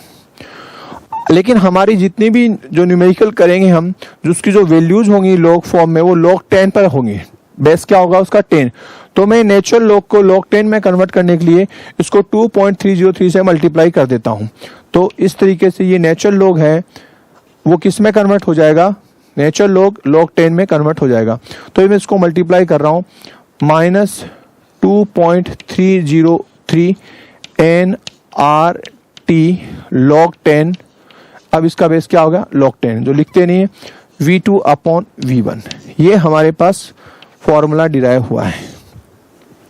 इस तरीके से हम मैक्सिमम वर्क कैलकुलेट कर सकते हैं और मैक्सिमम वर्क हमेशा हम रिवर्सिबल प्रोसेस में ही कैलकुलेट कर सकते हैं। तो रिवर्सिबल प्रोसेस या रिवर्सिबल आइसोथर्मल प्रोसेस में जो मैक्सिमम वर्क होगा तो हम क्या लिख सकते हैं? W equal to 2.303 NRT log v2 upon v1। और हमने बॉयल्स लॉ पढ़ा है, बॉयल्स लॉ में आपने देखा होगा P1 v1 इक्वल टू क्या होता है? P2 v2, कांस्टेंट टेम्परेचर पे यही होता है। तो मैं क्या लिख सकता हूं? P1 अपॉन P2, इसकी जगह क्या लिख सकता हूं? इधर देखो V2 अपॉन V1 लिख सकता हूं, ठीक है। तो V2 अपॉन V1 की जगह मैं क्या लिख सकता हूं? P1 अपॉन P2 लिख सकता हूं। तो मैं यहां पर इसकी जगह ये रखना चाहूं तो मैं इसके लिए मैं क्या लिख सकता हूं? W max equal to minus 2.303 NRT log V2 upon V1 की जगह क्या लिखूंगा? P1 upon P2, P1 upon P2। तो ये 1-2 कंडीशन समझ में आ रही है। स्टार्टिंग की इनिशियल कंडीशन को हम क्या ले रहे हैं? 1, और फाइनल कंडीशन को क्या ले रहे हैं? 2। तो मैं यहां लिख सकता हूं V इनिशियल और V फाइनल, यहां लिख सकता हूं P इनिशियल और P फाइनल, पहली कंडीशन और दूसरी कंडीशन, ठीक है। तो इन दो कंडीशंस के अकॉर्डिंग हम क्या कर सकते हैं? मैक्सिमम वर्क कैलकुलेट कर सकते हैं।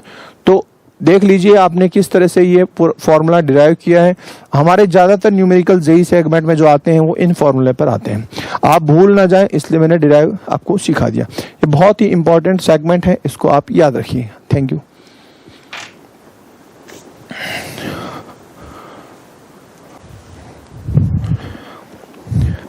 अब देखिए स्टूडेंट्स, इसके बाद में हम जो नेक्स्ट इंपॉर्टेंट चीज बढ़ने वाले हैं वो है इंटरनल एनर्जी। तो आपने देखा कि किस तरह से हमने फंक्शन की ये वर्क्स की बात की। मैक्सिमम वर्क कैलकुलेट करने के बाद में अब जो सेकंड इंपॉर्टेंट टॉपिक है हमारा वो है इंटरनल एनर्जी। हम बात कर रहे हैं इंटरनल एनर्जी की।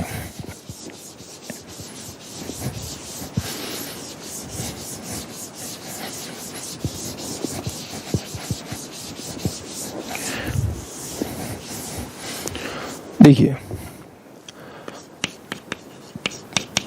इंटरनल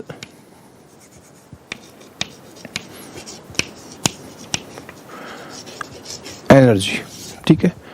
इस इंटरनल एनर्जी को हम ई से भी रिप्रेजेंट कर सकते हैं या फिर यू से भी रिप्रेजेंट करेंगे, ठीक है। मैं ई से रिप्रेजेंट करूंगा। इंटरनल एनर्जी क्या है? अब जैसे मान लीजिए, मैं आपको इससे पढ़ाने से पहले मैं आपको एक चीज पूछ रहा हूं कि जैसे एक सिस्टम है, ठीक है, उसके बारे में। चलिए, इससे भी पहले मैं आप लोगों को ऐसा समझाता हूं कि एक बात देखिए, अगर मैं कहूं कि आपको मैं 50 रुपए देता हूं, 50 रुपीज आपको मैंने दिए, ठीक है, और अब या फिर आपने मुझे 50 रुपए दिए, और आपसे मैं पूछता हूं कि बताइए अब मेरे पास कितने रुपए हो गए। पहले से मेरे पास कुछ थे, कुछ मनी थी, मेरे पॉकेट में कुछ रुपए हैं, आपने मुझे 50 रुपीज दिए, और अब मैं आपसे पूछता हूं कि बताइए कि मेरे पास कितने रुपए हो गए। तो आप नहीं बता सकते। आप कहेंगे सर आपके पास पहले से कितने थे ये हमें पता नहीं है, तो हम कैसे बता सकते हैं कि अब आपको 50 रुपए दिए तो अब आपके पास टोटल कितने रुपए हो गए। मान लीजिए पहले से मेरे पास 20 थे, तो आप 50 दिए तो कितने हो गए, 70 हो गए। तब तो आप बता सकते थे। लेकिन पहले से मेरे पास कितने रुपए हैं आप लोगों को पता नहीं था। आपने 50 रुपीज मुझे दिए और आपसे पूछा कि बताइए मेरे पास कितने रुपए, तो आप नहीं बता सकते, क्योंकि पहले मेरे पास क्या था आप लोगों को पता नहीं है। तो ऐसे ही क्या किसी सिस्टम की, ये सिस्टम है, मान लीजिए इसमें गैस है, और किसी ने पूछा कि बताइए इसमें टोटल एनर्जी कितनी है, इसकी एनर्जी कितनी है, इंटरनल एनर्जी कितनी है, ठीक है। आप कैलकुलेट करें, तो आपको कैलकुलेट करने के लिए कहा जाए तो आप इसको कैलकुलेट नहीं कर सकते। आप ज्यादा से ज्यादा क्या करेंगे, इसके अंदर क्या करेंगे, थर्मामीटर लगाएंगे सिस्टम में। थर्मामीटर लगा करके आप क्या करेंगे, इसमें एनर्जी मेजर करेंगे, ठीक है। या फिर मैं आपको इस सिस्टम को कुछ एनर्जी दूं, क्यों हीट कर दी, और मैं कहूं कि बताओ इस सिस्टम के अंदर कितनी एनर्जी होगी। तो आपने थर्मामीटर लगाया, मान लीजिए आपको ये 70 डिग्री आपको मेजर कर रहा, तो आप ये थोड़ी बताएंगे कि 70 डिग्री इसकी एनर्जी है, आप नहीं बता सकते। हाँ, ये टेम्परेचर को बता रहा है, लेकिन इसके अलावा, इस टेम्परेचर के अलावा इस सिस्टम में, इस मॉलिक्यूल में बहुत तरह की एनर्जी है, क्योंकि ये मॉलिक्यूल अपनी जगह पे क्या कर रहे हैं। जैसे सॉलिड के अंदर कोई भी मॉलिक्यूल, पार्टिकल क्या करता है, अपनी जगह पर ऑसिलेट करता है, वाइब्रेट करता है। गैसेस मॉलिक्यूल क्या करते हैं, रोटेट करते हैं। तो इस तरह के कई तरह की एनर्जी है। तो हम बोल सकते हैं कि इंटरनल एनर्जी क्या है, कि किसी भी सिस्टम की टोटल एनर्जी। इंटरनल एनर्जी का मतलब है कि उसके अंदर वाइब्रेशन की वजह से होने वाली energy, vibrational energy, rotational energy,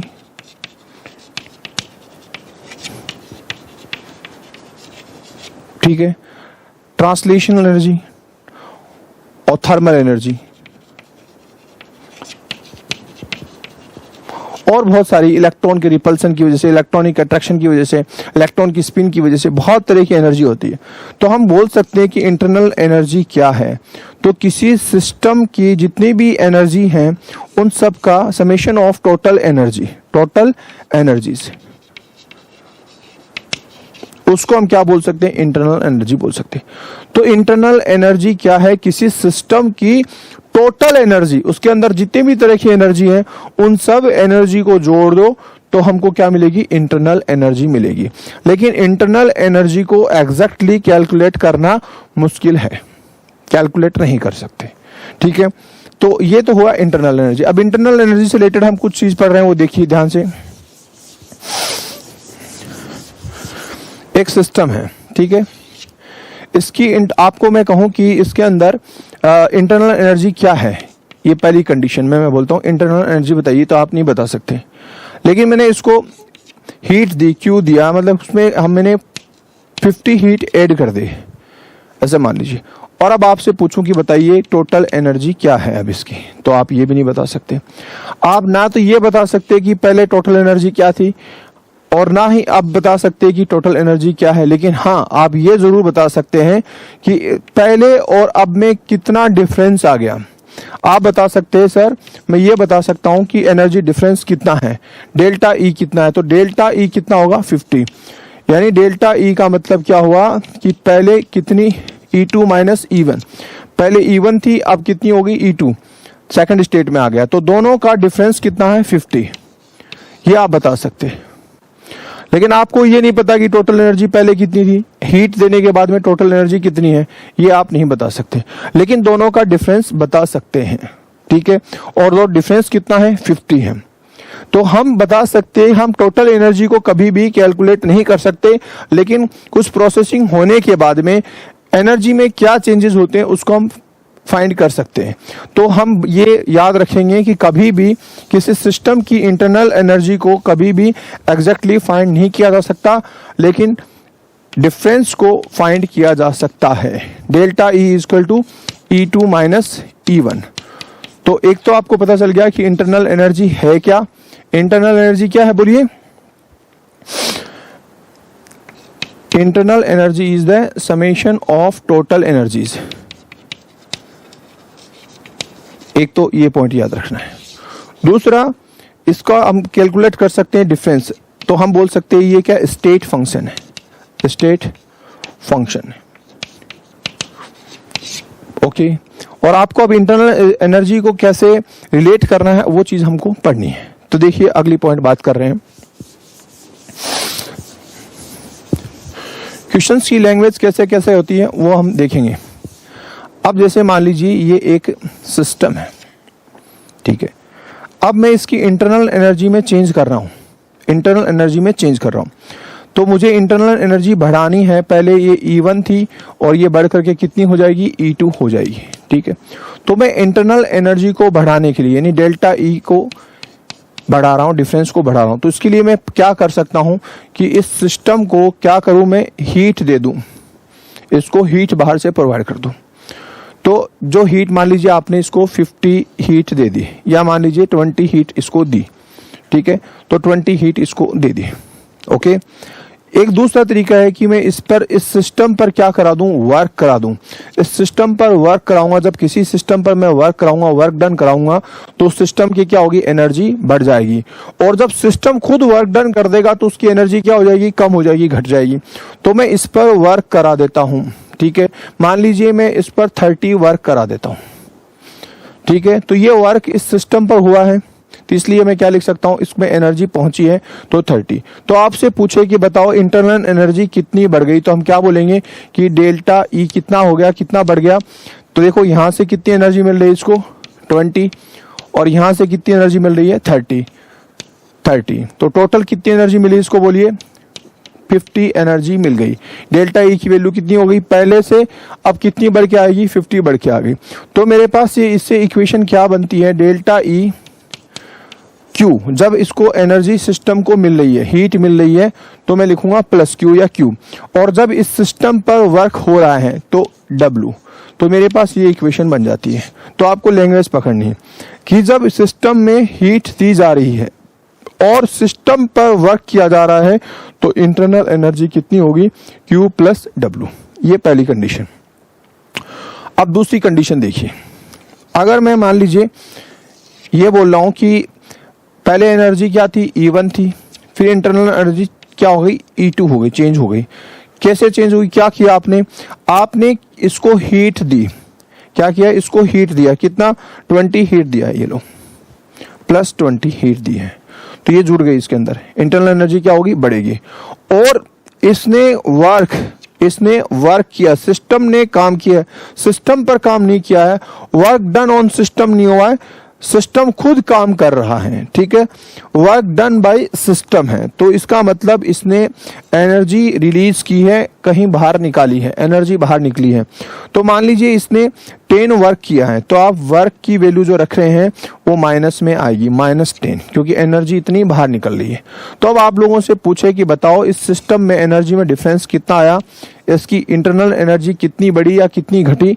तो देखिए आपने एनर्जी दी कितनी, +20, लेकिन उसमें से कितनी बाहर निकल गई, -10 बाहर निकल गई। तो नेट आपके पास कितनी बचती है, सिस्टम में कितनी बढ़ी, +10 एनर्जी बढ़ी है, यानी 10 एनर्जी बढ़ी है। तो अब मैं इस चीज को यूं लिख सकता हूं कि delta E equal to Q, Q किस में आएगी, प्लस में, क्योंकि इस सिस्टम के अंदर हीट दी जा रही है।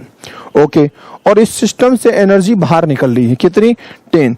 तो किसकी वजह से निकल रही है, वर्क कौन कर रहा है, सिस्टम कर रहा है। तो क्या लिखूंगा, Q माइनस W, ये मेरे पास इक्वेशन बनेगा। अब डाली आपने यहां पर हीट, वर्क भी किया सिस्टम पर, यहां आपने हीट डाली और वर्क सिस्टम ने किया, यानी माइनस हो गया। अब मैं क्या कर सकता हूं कि दोनों बाहर निकल रहे हैं। जैसे सिस्टम क्या हुआ, तीसरी कंडीशन क्या हो गया कि इस सिस्टम से हीट बाहर निकल रही है और ये सिस्टम क्या कर रहा है, वर्क कर रहा है। तो जैसे मान लीजिए इसने 20 हीट बाहर निकाली और इसने 10 वर्क बाहर की तरफ किया, एनर्जी कमी हो गई। सिस्टम काम कर रहा है और सिस्टम से ही एनर्जी रिलीज हो रही है। तो इस कंडीशन में इसमें डेल्टा ई एनर्जी डिफरेंस क्या होगा, तो हम बोल सकते हैं डेल्टा ई इक्वल टू क्या होगा, हीट कितनी बाहर निकली, 20, वर्क की वजह से सिस्टम ने काम किया तो कितनी कमी आई, 10। तो हम बोल सकते हैं कि डेल्टा ई इक्वल टू क्या होगा, -30। इसका मतलब पहले की कंपैरिजन में एनर्जी क्या हुई है, कम हुई है। तो डेल्टा ई क्या हो गया, -30 हो गया। तो इसके लिए मेरे पास क्या इक्वेशन बन सकती है, डेल्टा ई इक्वल टू, जब सिस्टम से हीट निकलती है तो -Q और सिस्टम ही काम कर रहा है तो -W। ये हमारे पास इक्वेशन हो गई। ओके, अब अगली कंडीशन, फोर्थ कंडीशन क्या है, मान लो कि इससे हीट निकल रही है, सिस्टम से हीट निकल रही है, -20 बाहर निकल गई, लेकिन सिस्टम पर काम किया जा रहा है। मान लीजिए ये सिस्टम पर जो भी काम हो रहा है +30 काम हो रहा है, +30 काम हो रहा है, सिस्टम पर काम हो रहा है W, सराउंडिंग इस पर काम कर रही है। सराउंडिंग अपनी एनर्जी ट्रांसफर किस में कर रही है, सिस्टम में कर रही है।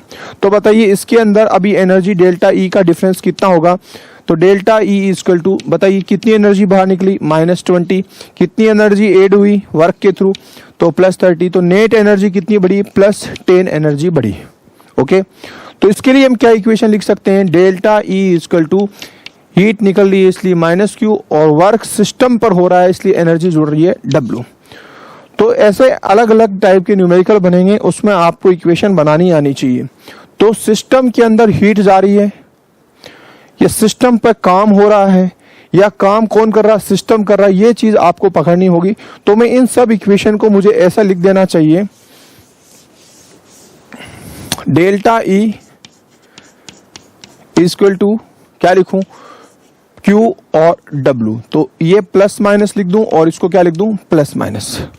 तो आप जरूरत के हिसाब से आप सेट कर सकते हैं कि इसके अंदर हीट जुड़ रही है या हीट निकल रही है, वर्क सिस्टम पर हो रहा है या सिस्टम वर्क कर रहा है, ये सब चीजें आप देखेंगे और इससे आप क्या करेंगे, न्यूमेरिकल सेट करेंगे।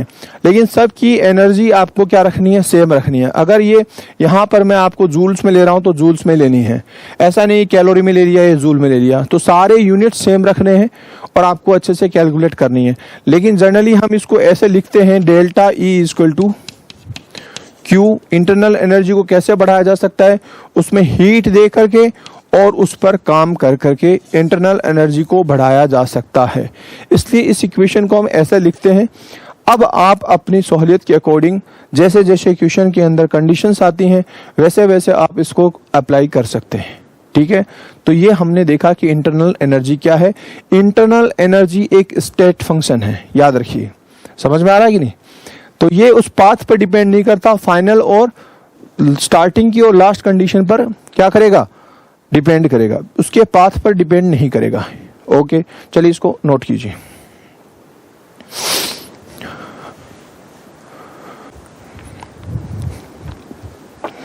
देखिए अभी हमने पढ़ा इंटरनल एनर्जी, ठीक है। इंटरनल एनर्जी को हम अलग अलग प्रोसेस पर कैसे अप्लाई कर सकते हैं, उससे क्या क्या हमको देखने को मिलेगा, उस पर हम डिस्कस करते हैं। तो internal energy and various process, हमने स्टार्टिंग में प्रोसेस पढ़े हैं। कौन कौन से प्रोसेस पढ़े हैं बताइए। प्रोसेस क्या होता है जिसमें एनर्जी क्या होता है, चेंज होता है, उसको हम क्या बोल रहे हैं, प्रोसेस बोल रहे। तो जो हमने जो प्रोसेस पढ़े हैं वो एक तो क्या पढ़ा है, आइसोथर्मल प्रोसेस। कौन सा पढ़ा है, आइसोथर्मल प्रोसेस। यहां लिख लेते हैं पहले। पहला पढ़ा है आइसोथर्मल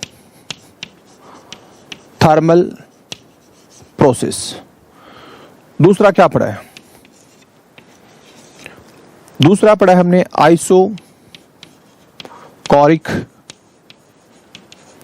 आइसोकोरिक प्रोसेस पढ़ा है। तीसरा पढ़ा है हमने आइसो एडियाबैटिक लिख लेते पहले क्या लिखेंगे, एडियाबैटिक,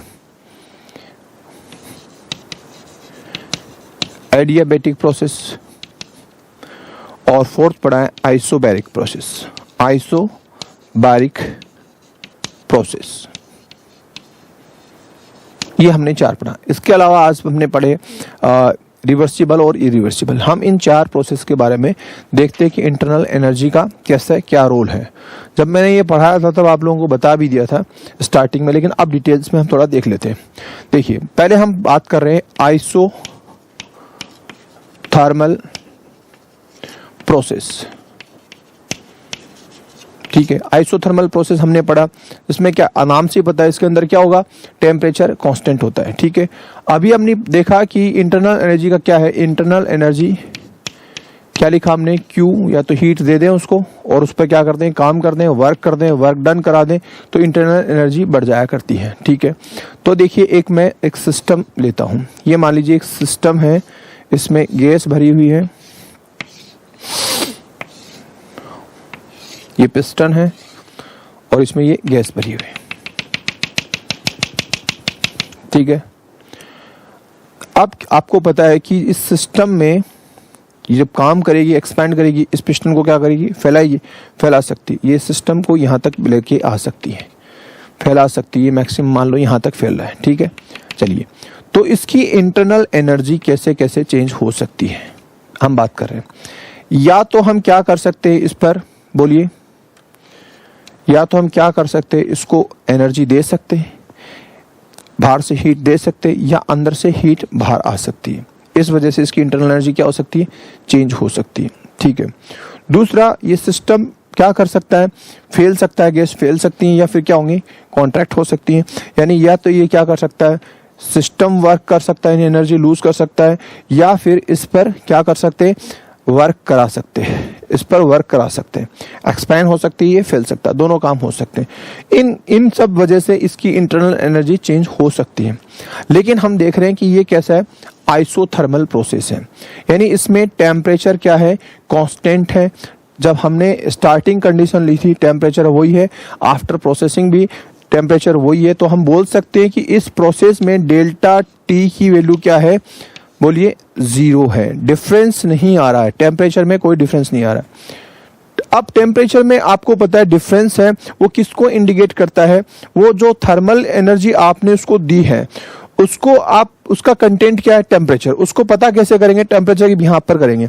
आपने किसी चीज को बाहर से हीट दी है, तो अगर दी है तो उसका टेम्परेचर बढ़ना चाहिए।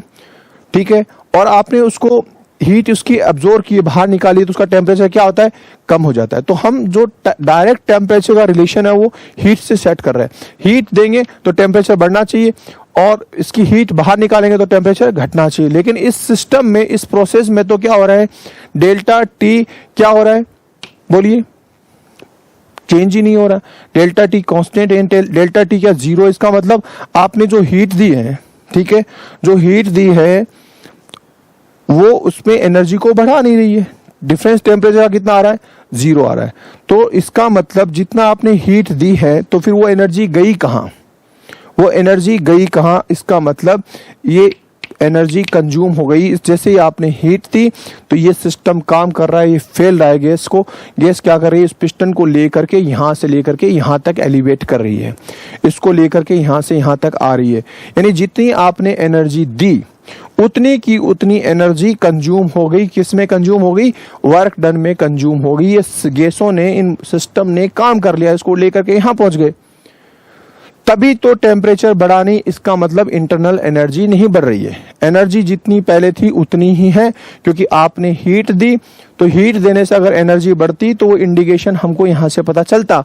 लेकिन ये आइसोथर्मल है, इसका मतलब इसका टेम्परेचर क्या है, कांस्टेंट है, टेम्परेचर कांस्टेंट है, इसका मतलब डेल्टा ई भी क्या है, 0 है, उसके एनर्जी में कोई फर्क नहीं आ रहा, कांस्टेंट है। तो इस केस में हम देखिए, इस इक्वेशन से देखते हैं, तो हम यहां पर लिख देंगे 0, और ये क्या हुआ, Q प्लस W। तो मैं क्या लिख सकता हूं, Q इक्वल टू क्या लिख सकता हूं, माइनस W। यानी इससे क्या कंक्लूजन निकला, इससे कंक्लूजन ये निकला कि आइसोथर्मल प्रोसेस में अगर आप क्या करते हैं, सिस्टम को क्या करते हैं, एनर्जी देते हैं, हीट देते हैं, तो वो सिस्टम क्या करेगा, उतनी ही एनर्जी को किस में कन्वर्ट कर देगा, वर्क में कन्वर्ट कर देगा। यानी वो सिस्टम काम करेगा और उसकी वजह से जितनी एनर्जी उसको मिली है उतनी एनर्जी क्या हो जाएगी, कंज्यूम हो जाएगी।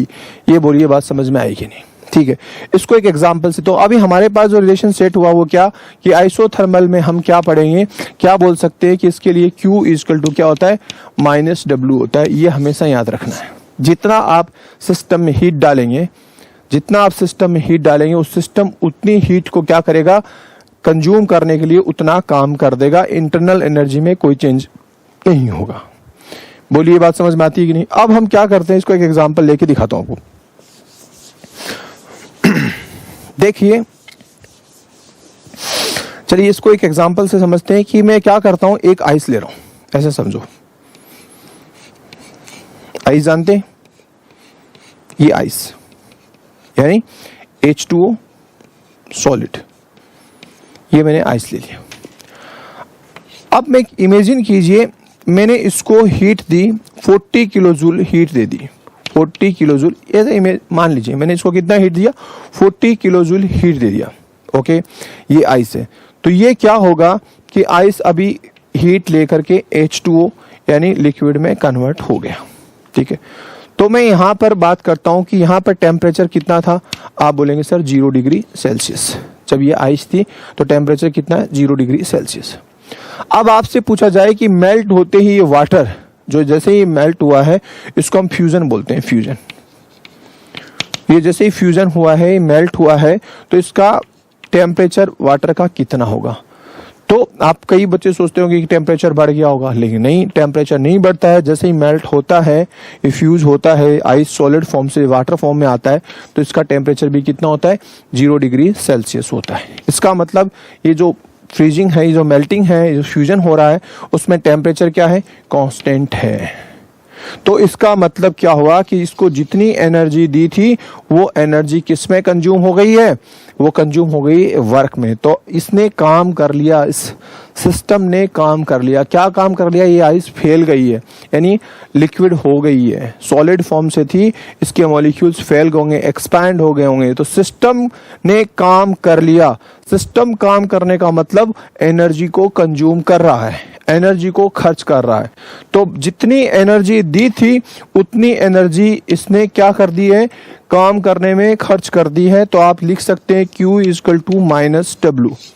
इस सिस्टम ने काम किया है, कितना काम किया है, इतनी एनर्जी के बराबर काम किया है। तो आपसे पूछे कि फ्यूजन ये कैसा एग्जाम्पल है, तो हम बोल सकते हैं आइसोथर्मल प्रोसेस का एक एग्जाम्पल है। तो आइस का मेल्ट होना किसका एग्जाम्पल है, किसका एग्जाम्पल है, आइसोथर्मल प्रोसेस का। उसके अंदर जब सॉलिड फॉर्म में था और मेल्ट होते ही जो आइस है, उन दोनों के टेम्परेचर में कोई क्या नहीं है, वेरिएशन नहीं है, चेंजेस नहीं है। फ्यूजन के दौरान टेम्परेचर क्या रहता है, कांस्टेंट रहता है। ये आपको याद रखना है। तो ये किसका एग्जाम्पल हो गया, आइसोथर्मल। तो आइसोथर्मल में हम देख रहे हैं Q इक्वल टू क्या हो गया, -W हो गया। चलिए अगली बात देखते हैं। आइसोथर्मल के बाद में हम चेक कर रहे हैं आइसोकोरिक। आइसोकोरिक किसको कहते हैं, आइसोकोरिक प्रोसेस में वॉल्यूम क्या रहता है, कांस्टेंट रहता है। हमने पहले भी पढ़ा है, हम इसी चीज को दूसरे वे में हमने पहले स्टार्टिंग में पढ़ चुके हैं। तो हम बात कर रहे हैं आइसोकोरिक, आइसोकोरिक प्रोसेस।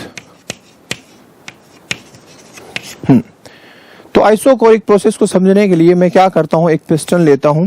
ठीक है, यहां पर ये पिस्टन लगा है और यहां पर इसमें कोई गैस भरी है,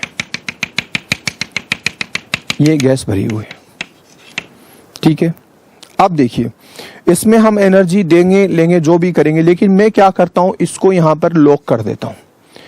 इस पिस्टन को मैं यहां पर क्या कर देता हूं, लॉक कर देता हूं, ताकि ये वॉल्यूम चेंज ना हो सके। आइसोकोरिक का मतलब होता है वॉल्यूम क्या होता है, कांस्टेंट होता है। डेल्टा वी क्या होगा, चेंज नहीं होगा। Delta V equal to 0।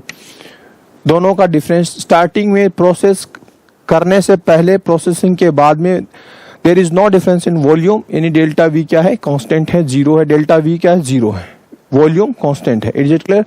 अब देखिए मैं क्या कर सकता हूं, इसको एनर्जी दे सकता हूं, हीट दे सकता हूं, इससे हीट ले सकता हूं। और अब आप बताइए जब इसको हीट दूंगा और लूंगा तो क्या ये वर्क करेगा? क्या ये काम करेगा? काम नहीं कर सकता। क्यों नहीं कर सकता? क्योंकि इसका वॉल्यूम क्या है? कांस्टेंट है। और हमको पता है कि वर्क के लिए क्या है? P external into delta we, V2 minus V1, और डेल्टा V कितना है? 0 है, तो वर्क भी कितना होगा? 0 होगा। तो इसके लिए वर्क कितना होगा? 0 होगा। और आपको पता है मेरे पास इक्वेशन क्या है? Delta E equal to Q plus W।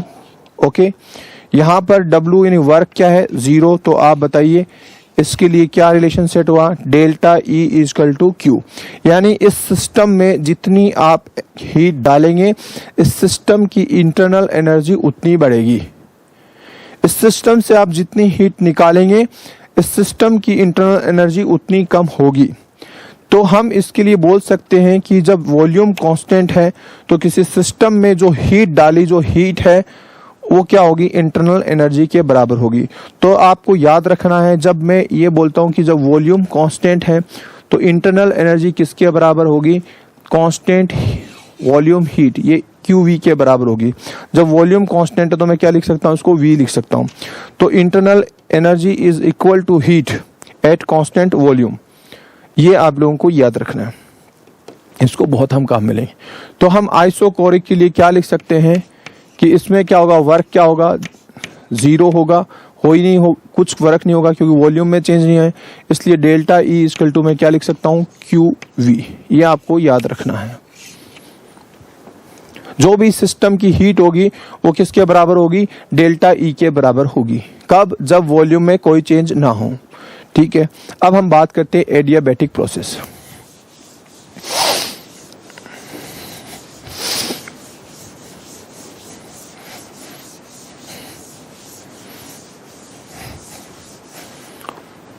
हम बात कर रहे हैं एडियाबैटिक प्रोसेस।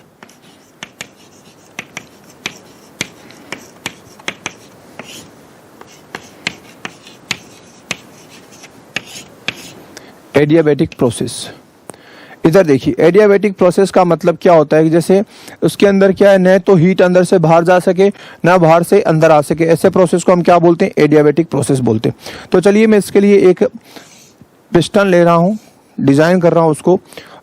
इसमें ये पिस्टन लगाया, इसमें गैस रखी हुई है, गैस भरी हुई इसके अंदर जो इस पर प्रेशर लगा रही है।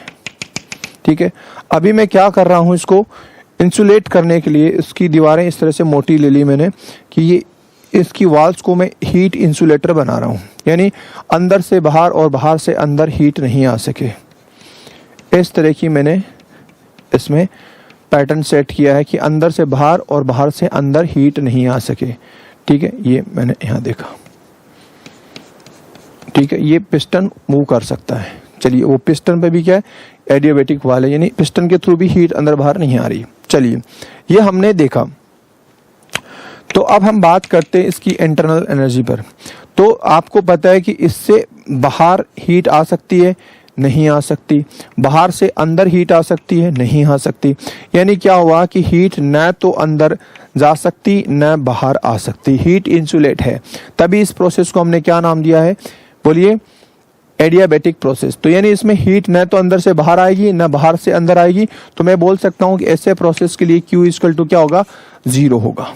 ठीक है, लेकिन ये सिस्टम काम कर सकता है। जब इस पर प्रेशर लगा दूं, बढ़ा दूं, तो ये पिस्टन नीचे आ सकता है, और नीचे बढ़ जाए उसको, या ऊपर वाले को कम कर दूं, एक्सटर्नल को कम कर दूं, तो ये पिस्टन ऊपर जा सकता है।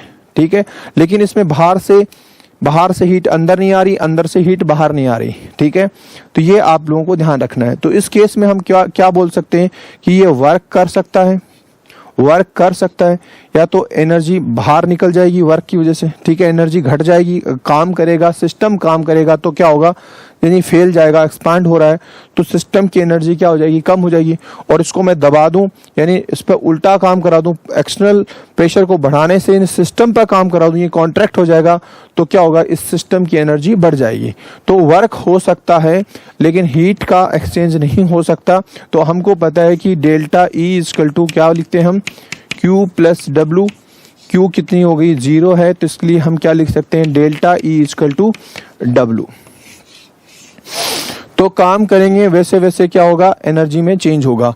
अगर सिस्टम काम करता है, work done by system, then delta energy की वैल्यू क्या होगी, घट जाएगी। और अगर सिस्टम पर काम किया जाता है, यानी ये प्लस आएगा, तो एनर्जी क्या होगी, बढ़ जाएगी। और ये माइनस कब होगा, ये जब कौन काम करता है, सिस्टम काम करता है, तो एनर्जी घट जाएगी। तो हम क्या निकले, कंक्लूजन क्या निकला कि delta E equal to W, ये हमारा कंक्लूजन निकला। किसके लिए, एडियाबैटिक प्रोसेस के लिए। अब हम बात करते हैं आइसोबारिक प्रोसेस के लिए, और ये बहुत इंपॉर्टेंट है, थोड़ा ध्यान रखना है इसको। आइसोबैरिक प्रोसेस, ठीक है। देखिए आइसोबैरिक प्रोसेस है, हम सबसे ज्यादा काम में लेते हैं। आप लेबोरेटरी में जितने भी एक्सपेरिमेंट करते हैं वो क्या करते हैं, एक टेस्ट ट्यूब में करते हैं, या फिर क्या कर सकते हैं, फ्लास्क में करते हैं, बीकर में करते हैं, इस तरह से। ये सारे के सारे ओपन होते हैं, खुले होते हैं। तो इन सब पर इक्वली ही एक प्रेशर लग रहा है, जितने भी कंडीशन है स्टार्टिंग टू एंड, इन सब पर 1 atm प्रेशर लग रहा है, 1 एटमॉस्फेरिक प्रेशर क्रिएट हो रहा है, ठीक है। तो जितने भी ओपन सिस्टम में जो भी प्रोसेसिंग किए जाते हैं वो सब के सब कैसे होंगे, आइसोबारिक प्रेशर, क्या होगा, आइसोबारिक होगा। अगर आपने इसको बंद कर दिया, क्लोज कर दिया, तो फिर क्या होगा, ये आइसोबारिक नहीं होगा। कारण क्या है, देखिए मैं एक तो इसको खुला रखता हूं, यहां पर क्या रखा मैंने, लिक्विड लिया है, कोई लिक्विड लिया, और एक में क्या कर रहा हूं, इसको मैं बंद कर रहा हूं, इस सिस्टम को मैं क्या कर दिया, क्लोज कर दिया, ठीक है। यहां पर मैंने ये लिक्विड लिया है, तो लिक्विड में देख रहे हैं आप, तो इनमें क्या है कि ऊपर लेयर, इसमें भी ये ऊपर की लेयर, इसको मैंने हीट करना स्टार्ट किया और इसको भी मैंने हीट करना स्टार्ट किया, ठीक है। तो जब हीट जाएगी अंदर, इसके अंदर देखिए तो ये मॉलिक्यूल क्या होंगे, इस पर सब पर क्या लग रहा है, 1 atm प्रेशर लग रहा है, ठीक है। तो जब ये हीट होंगी तो वेपर्स बनेंगी, वेपर बन के बाहर निकल जाएंगी, यानी अभी भी वेपर्स बनने के बाद में ये पहली लेयर सारे मॉलिक्यूल्स बाहर भी निकल जाएं, तब भी इस लिक्विड की सरफेस पर कोई ज़्यादा एक्स्ट्रा ऑर्डिनरी प्रेशर नहीं लग रहा। पहले 1 atm प्रेशर लग रहा था, अभी भी कितना लग रहा है, 1 atm लग रहा है। लेकिन इमेजिन करो कि मैंने इसको क्लोज कर रखा है, बंद कर रखा है, तो अब मैं क्या करूंगा कि ये मान लीजिए टोटल वैक्यूम है, पहले ये सब क्या है, वैक्यूम, यहाँ पर कुछ नहीं है। इसको मैंने हीट किया तो ये मॉलिक्यूल मान लीजिए वेपराइज्ड हो गया, फर्स्ट लेयर के मॉलिक्यूल्स क्या हो रहे हैं, वेपराइज्ड हो रहे हैं, तो ये गैसेस स्टेट में आ गए। तो ये पहली लेयर के मॉलिक्यूल जब गैस स्टेट में आ जाएंगे, बाहर जा नहीं सकते, तो ये क्या करेंगे, हमने गैसेस थ्योरी में पढ़ा है, ये क्या करेंगे, रैंडमली मूव कर करके क्या करते हैं, इस बीकर की वॉल से स्ट्राइक करेंगे, या और क्या करेंगे, और इस पर प्रेशर एक्सर्ट करेंगे, जिसको हमने क्या नाम दिया था, वेपर प्रेशर। अब क्या हुआ कि पहले के कंपैरिजन में इस पे क्या लग रहा है, प्रेशर ज्यादा लगने लग गया। अब इसको और हीट करेंगे तो क्या होगा, सेकंड लेयर के मॉलिक्यूल्स क्या होंगे, वेपराइज्ड हो जाएंगे। वेपराइज्ड होकर के वो भी क्या करेंगे, बाहर तो निकल नहीं सकते, तो अंदर रहेंगे, तो वो क्या कर रहे हैं, वो भी प्रेशर बढ़ा रहे हैं। तो देखिए पहली कंडीशन में यहाँ पर मान लीजिए 100 मॉलिक्यूल की वजह से प्रेशर था, अभी और हीट किया तो अब 200 मॉलिक्यूल्स हो गए, और हीट किया तो 300 मॉलिक्यूल्स हो गए। तो धीरे धीरे मॉलिक्यूल्स बढ़ रहे हैं, तो क्या हो रहा है, प्रेशर भी चेंज हो रहा है, स्टेप बाय स्टेप क्या हो रहा है, बढ़ रहा है। तो ये क्लोज बीकर में हुए वो तो क्या नहीं हुए, आइसोबारिक नहीं हो सकते, लेकिन ओपन बीकर में हुए सब के सब क्या हो रहे हैं, आइसोबारिक प्रोसेस हो रहे हैं। तो आइसोबारिक प्रोसेस का मतलब ओपन बीकर में, या जिसमें प्रेशर क्या रहे, कांस्टेंट रहे, ऐसे प्रोसेस को हम क्या बोल सकते हैं, आइसोबारिक प्रोसेस बोलते हैं। जितने भी हम प्रैक्टिकली जो भी एक्सपेरिमेंट कर रहे हैं, ज्यादातर हमारा जो प्रोसेसिंग हो रही है वो किस पर हो रही है, आइसोबारिक प्रोसेस पर हो रही है, प्रेशर उसमें कांस्टेंट रहता है। तो चलिए इस तरह के सिस्टम में हम देखिए, अब हम बात करते हैं, ऐसा सिस्टम है जो ओपन है, उसमें कुछ भी रिएक्शन हो रही है, लिक्विड फॉर्म में लेके हम इसको रिएक्शन कर रहे हैं।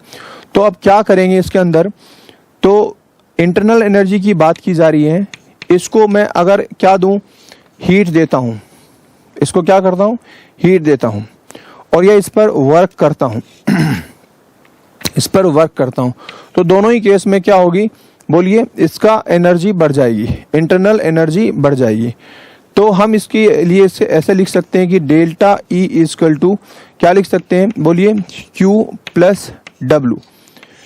ठीक है, ये अभी भी क्या कर सकता है, ये ऊपर उठ सकता है, वेपर प्रेशर क्या कर सकता है, ये वर्क कर सकता है। P डेल्टा V भी लिख सकते हैं, क्या लिख सकते हैं इसको, delta E equal to Q plus P delta V भी लिख सकते हैं इसको, ये वर्क।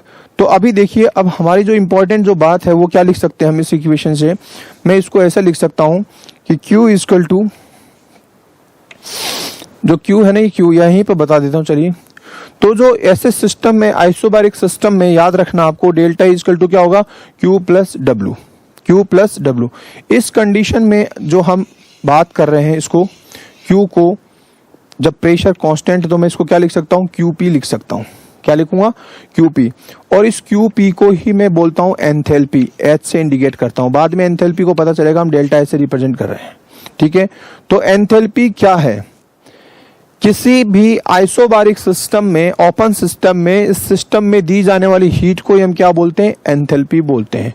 एंथैल्पी का मतलब हीट हो गया, सिस्टम की हीट कब, जब प्रोसेस कैसा है, आइसोबारिक है। तो हम इसको डेल्टा एच से रिप्रेजेंट कर सकते हैं। तो हम लिखेंगे आइसोबारिक प्रोसेस के अंदर डेल्टा ई, ठीक है, डेल्टा ई इक्वल टू क्या लिखेंगे, या यूं कहें कि इसको हम इस फॉर्म में लेके आए, तो डेल्टा एच इक्वल टू, ठीक है, delta E plus P delta we. ये हम आपको बाद में प्रूव करेंगे। जब सिस्टम काम कर रहा है तो माइनस W, और सिस्टम पर काम किया जा रहा है तो प्लस W। तो ठीक है, तो हम बात कर सकते हैं कि डेल्टा E की बजाय मैं लिख रहा हूं इस फॉर्म को, delta H equal to delta E plus P delta V। ये मैं आपको अलग से अभी क्लियर करता हूं कि किस तरह से हमने ये इक्वेशन डिराइव की है। तो आइसोबारिक प्रोसेस में, और ये इसको जो बाहर से दी जाने वाली हीट है, इसको हम क्या बोल रहे हैं, एंथैल्पी बोल रहे हैं। तो ये आप लोगों ने समझा कि किस तरह से मैं इंटरनल एनर्जी को हर तरह के प्रोसेस पर अप्लाई कर सकता हूं। ठीक है, तो आपको क्या याद रखना है, आपको ये चीजें याद रखनी है। Q equal to minus W कब आइसोथर्मल हो, आइसोबारिक में, ये इस तरह से चारों चीजें आपको याद रखनी है। चलो, थैंक यू।